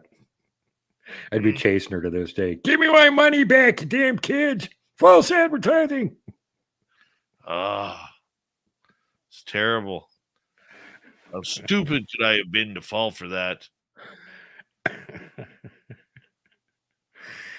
Oh, I don't know. It's like when the Red Hot Chili Peppers somehow convinced everybody that they were a metal band. I'm still not sure how they pulled that one off. I've never been a fan of the Chili Peppers. Ever. Yep. I can absolutely agree with you on that one. 100%. Very overrated. Never was a metal band. And while the metal stations used to play their music was beyond my understanding. I know. It was just painful. It still is painful. It was more painful than the hair bands in the 80s that were essentially pop bands that figured out what a power chord was. At least they were listenable to some extent. Leave Poison and White Lion alone. White Snake. True story. Did you know that Slash, before he joined Guns N' Roses, actually tried out for the lead guitarist of Poison? Oh God! Good thing he didn't get it. You know why he figures he didn't get the gig was Why was because that? E.C. DeVille walked into the studio with a woman on each arm and his guitar on his back. He looked more rock starry. Yep. And they're like, "Who's this hippie Lincoln over here? Screw this guy. We'll take the rock star." Slash said as soon as he saw C.C. DeVille coming in with the eye makeup and all that kind of stuff, he had the 2 blondes on it, one on each arm. He knew that he wasn't getting the job. And yes, Overbuilt Automotive. I do like Guar. They just played in Vancouver about a month ago. Guar, awesome. I've seen Guar on so many tours, including their first one, and I had to do a review of their very first album, Live from Antarctica. And for anybody that's a fan of Guar, you should, here's a heads up. There's going to be a live stream during the midterms on the Styx Hexenhammer channel, and his co-host is Sleazy P. Martini. Yes, you're going to want to watch that. They put on such a great show. God, yeah, they're super entertaining and hilarious too. It's like a combination for anybody that doesn't know who Guar is. Okay, kind of standard heavy metal songs. Some of them are actually really good, pretty talented musicians. But it's kind of like watching a combination of a pro wrestling match and a Godzilla movie at the same time with the heavy metal show. Let them slay. I'm not a fan of the new singer, Who is the old singer who died of heroin? Odorous Urungus, unfortunately. Yes, he is gone. He's gone to the great cesspool and back in Antarctica again, from whence he escaped when he was recruited by Sleazy P. Martini to invade the Earth. They lost their original drummer too, Flatus Maximus. He's also gone. And actually, they killed him on stage during several shows. He got eaten by a giant dinosaur. And then they pounded the dinosaur into paste. And when the dinosaur was dead, of course, its balls let go, and that pooped Flatus Maximus back out so he could complete playing drums for the rest of the set. Yeah, for you people that haven't seen Guar, this is like beyond imagining. But yeah, this is the kind of stuff they actually do on stage. There is not an original member in that band.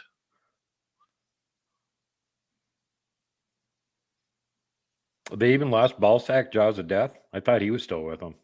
No, guitar player with the bear trap. He came in mid 1998, or 1988. Pardon me, and he replaced Steve Douglas, Ballsack, Jaws of Death. Okay. But obviously classic characters. The suits can be substituted with other humans that can play guitar inside them.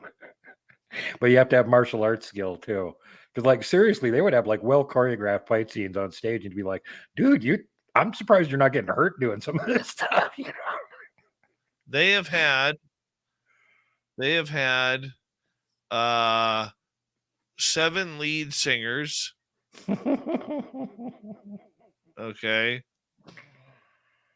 Their latest lead singer, who replaced Dave Brocky, otherwise Odorous Urungus, the Sexecutioner Chuck Varga.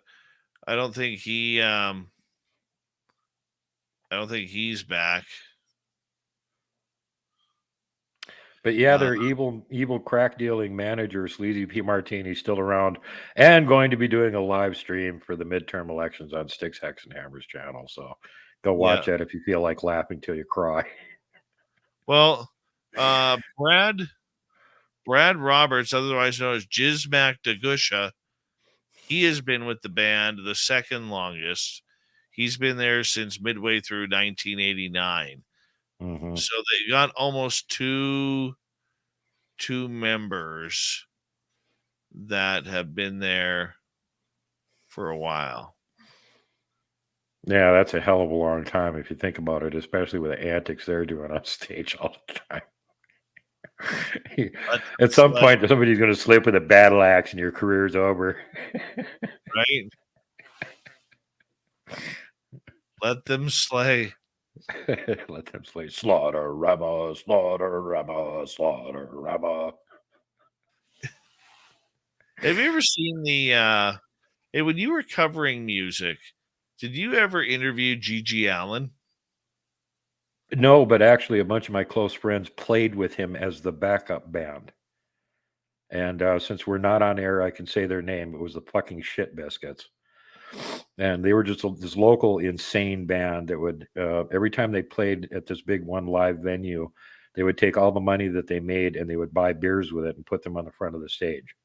And the audience were encouraged to drink the beers. And if they didn't like the beer, throw it at the band. And the band would drink some of the beers and kick some of them at the audience. And there were some of these recordings of these live shows where there's like beer flying everywhere. Everybody in the band is stripped down to their underwear. They're all covered with beer. Their instruments are covered with beer. It's amazing they're not getting electrocuted. So apparently Gigi saw this video of these lunatics. And when he came to town, he got them to be his backup band for his set, which, as you can imagine, would be even more crazy than they are all by themselves. Unfortunately, I had to be at a different show that night, so I missed it. But I got to hear the review from the fucking Shit Biscuits, who were my roommates at the time. So I heard all about the show, even though I wasn't there.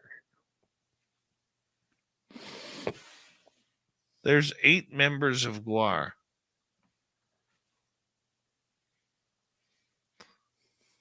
More than it used to have. All Sack, The Jaws of Death, rhythm guitar. Matt McGuire, Sawborg Destructo, co-lead vocals. Brad Roberts, Jizmak Degusha, drums since 1989. Bob Gorman, the Bone Snapper, for backing vocals.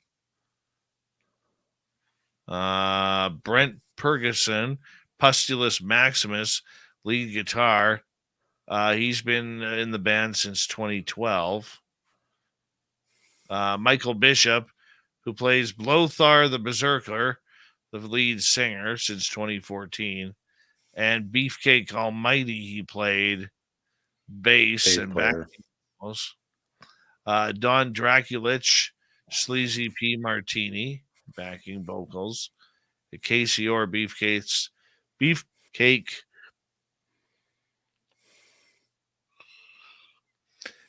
the Almighty, bass and backing vocals. Beefcake's one that looks like a Roman centurion, and he's got a bass that looks like a big chunk of meat. Oh, yeah. Beefcake the Mighty. Fun stuff. Yeah, I never got a chance to hang around with those guys. I got to hang around with the half of the Misfits when they came through town. Go to McDonald's with Glenn Danzig and Erie Vaughn. That was pretty strange, but never got to really hang around. You know, and that's kind of funny, too, because I had a friend in town that was friends with Guar, and every time they came to town, they would go to this one bar after their show and party down. And I got invited to go over there and hang out with them, and it was like every time something else was going on, and I never got a chance to do it.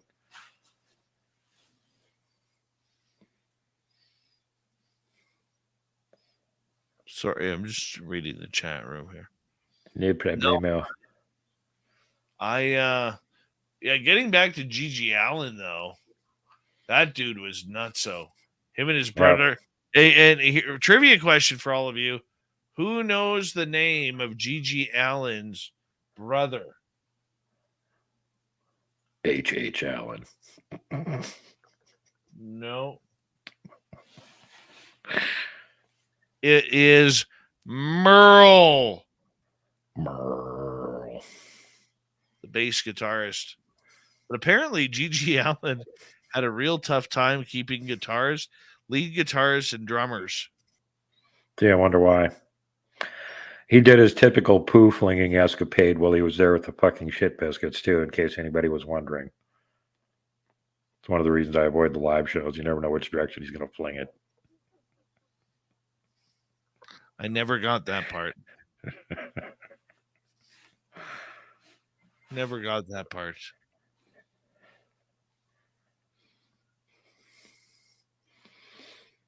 Oh, well. Yeah, I'd much rather watch Guar feed audience members to a giant maggot that's 20 feet long on stage.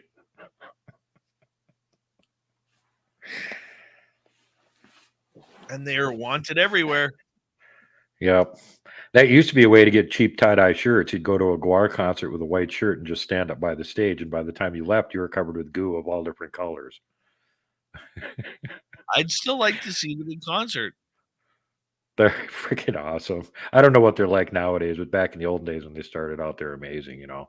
So, like, you know, I was referencing their original drummer, Flatus Maximus. That's how far back I go. I think I saw every one of their tours for about the first 10 years.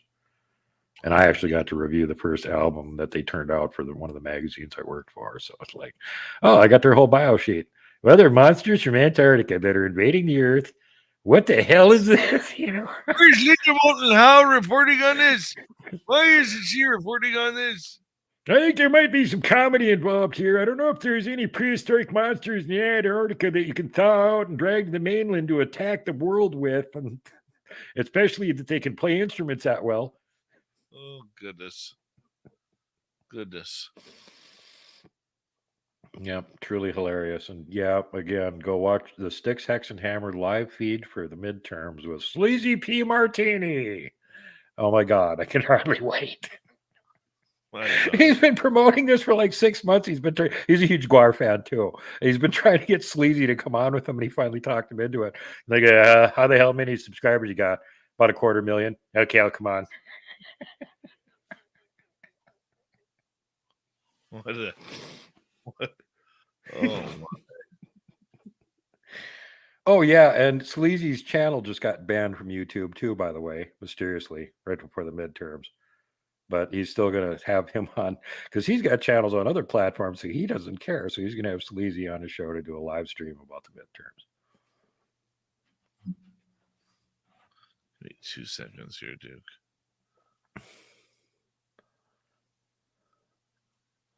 Just gotta load these up. Just Doug, yeah, exactly. That's a typical set for Gigi. I know a band that got permanently banned from playing in the this big, beautiful.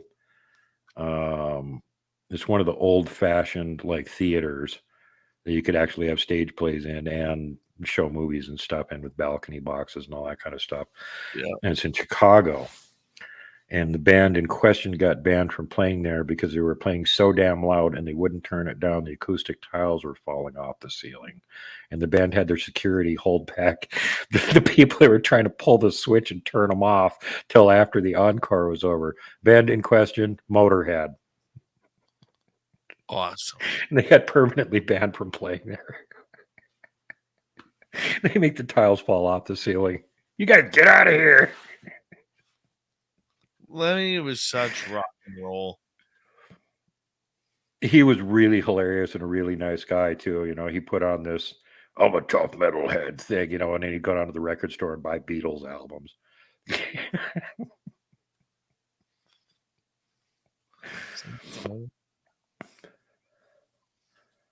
Why won't this one start? Upload.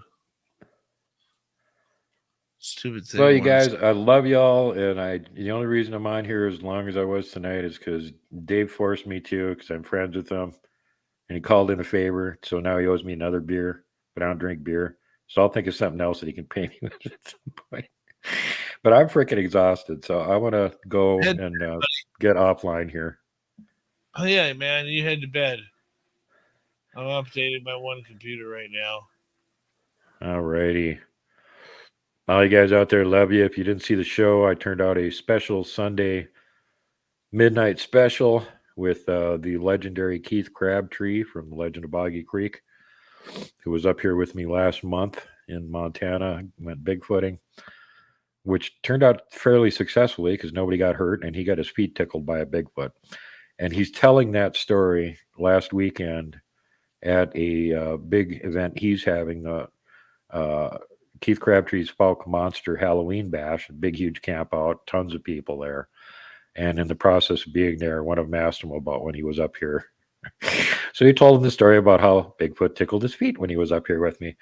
So if you want to see that, the story of the Boggy Creek Monster getting his feet tickled by the Montana Sasquatch, go check that out because his description of what happened is freaking hilarious, which the event was, but the description's really good too.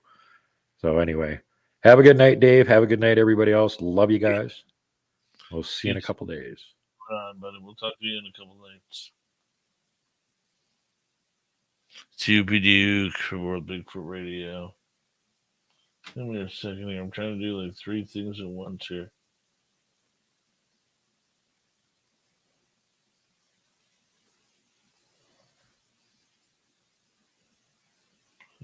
Good there.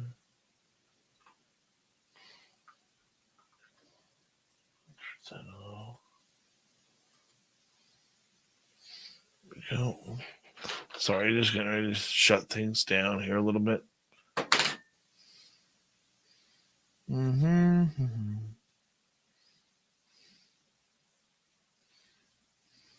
How we all doing, people? Donald Dean, how you doing, sweet Tony D? Good to see you.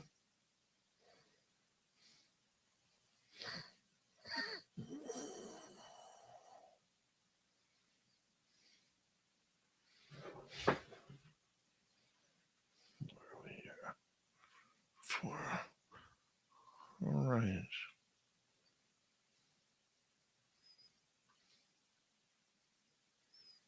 Let's see if I can find some of this. Just send you guys.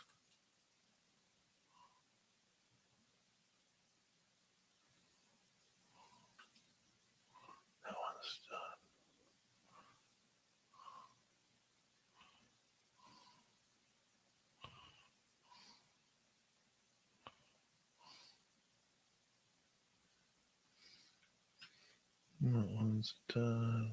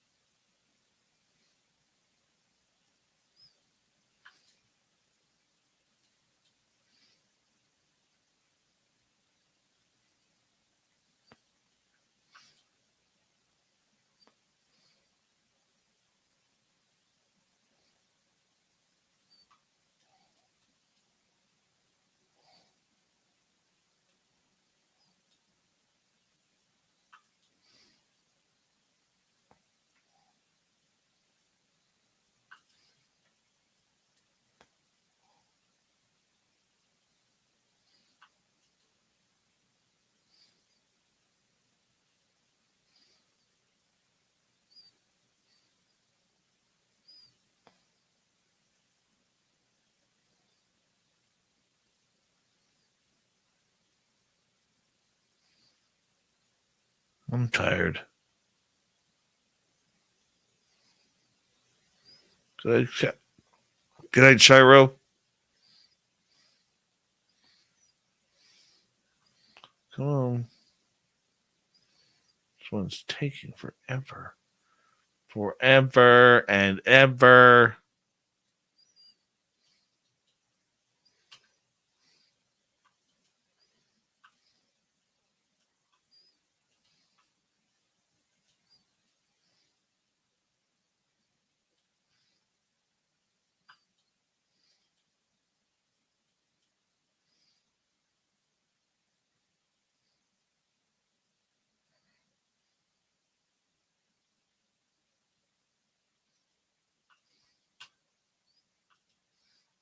Oh, sire.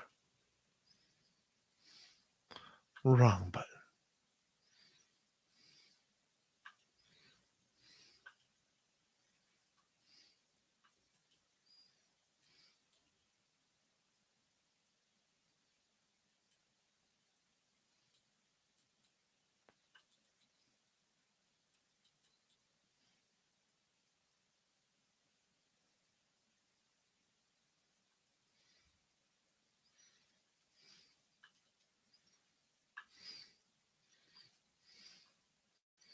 All right, guys, I'll be right back here. Just a couple of minutes. We'll see if I can score some on the move. I can't even talk. The Namibia channel.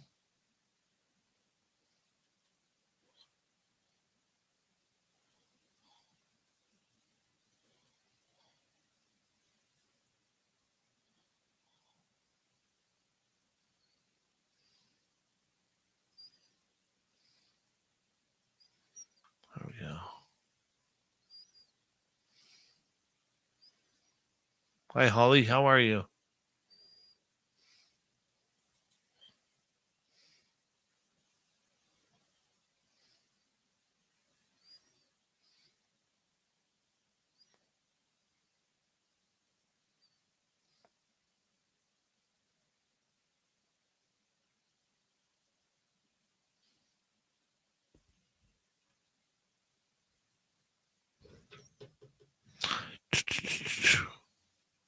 Waiting for this to end.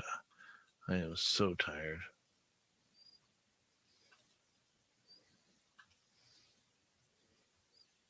Month end at work always beats the hell out of me. Had a few oryx today.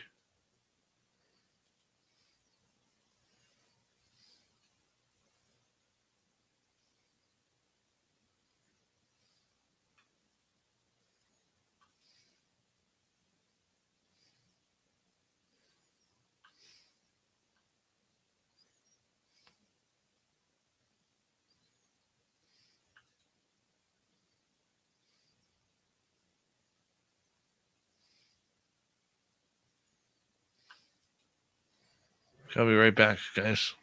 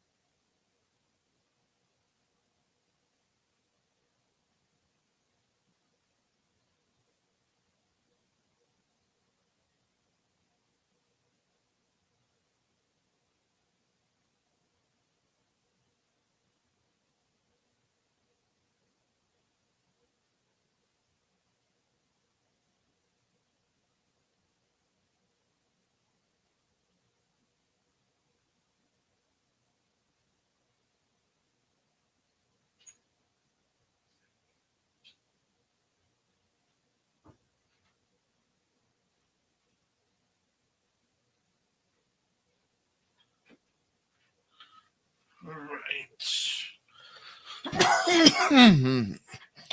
Finish this up.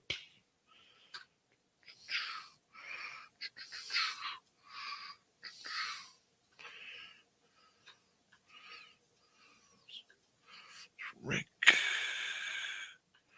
Tomorrow night on the show, Chris Reinhardt will be with us, talking Sasquatch again. Good night. We will see you all tomorrow night. Thank you to David, Jenny, Jeff, Dutch, Typical, Midwest, and Big Tex for the awesome super chats. Much love to you all, everyone. I'm going to bed. I'm tired. See you tomorrow.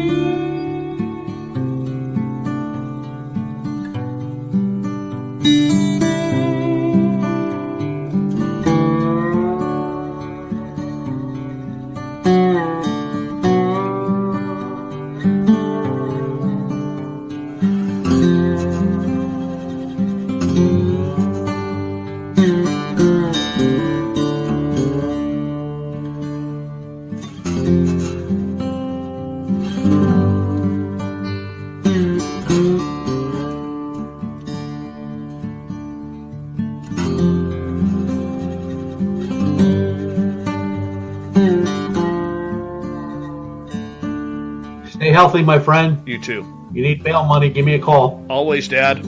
Take care. You too.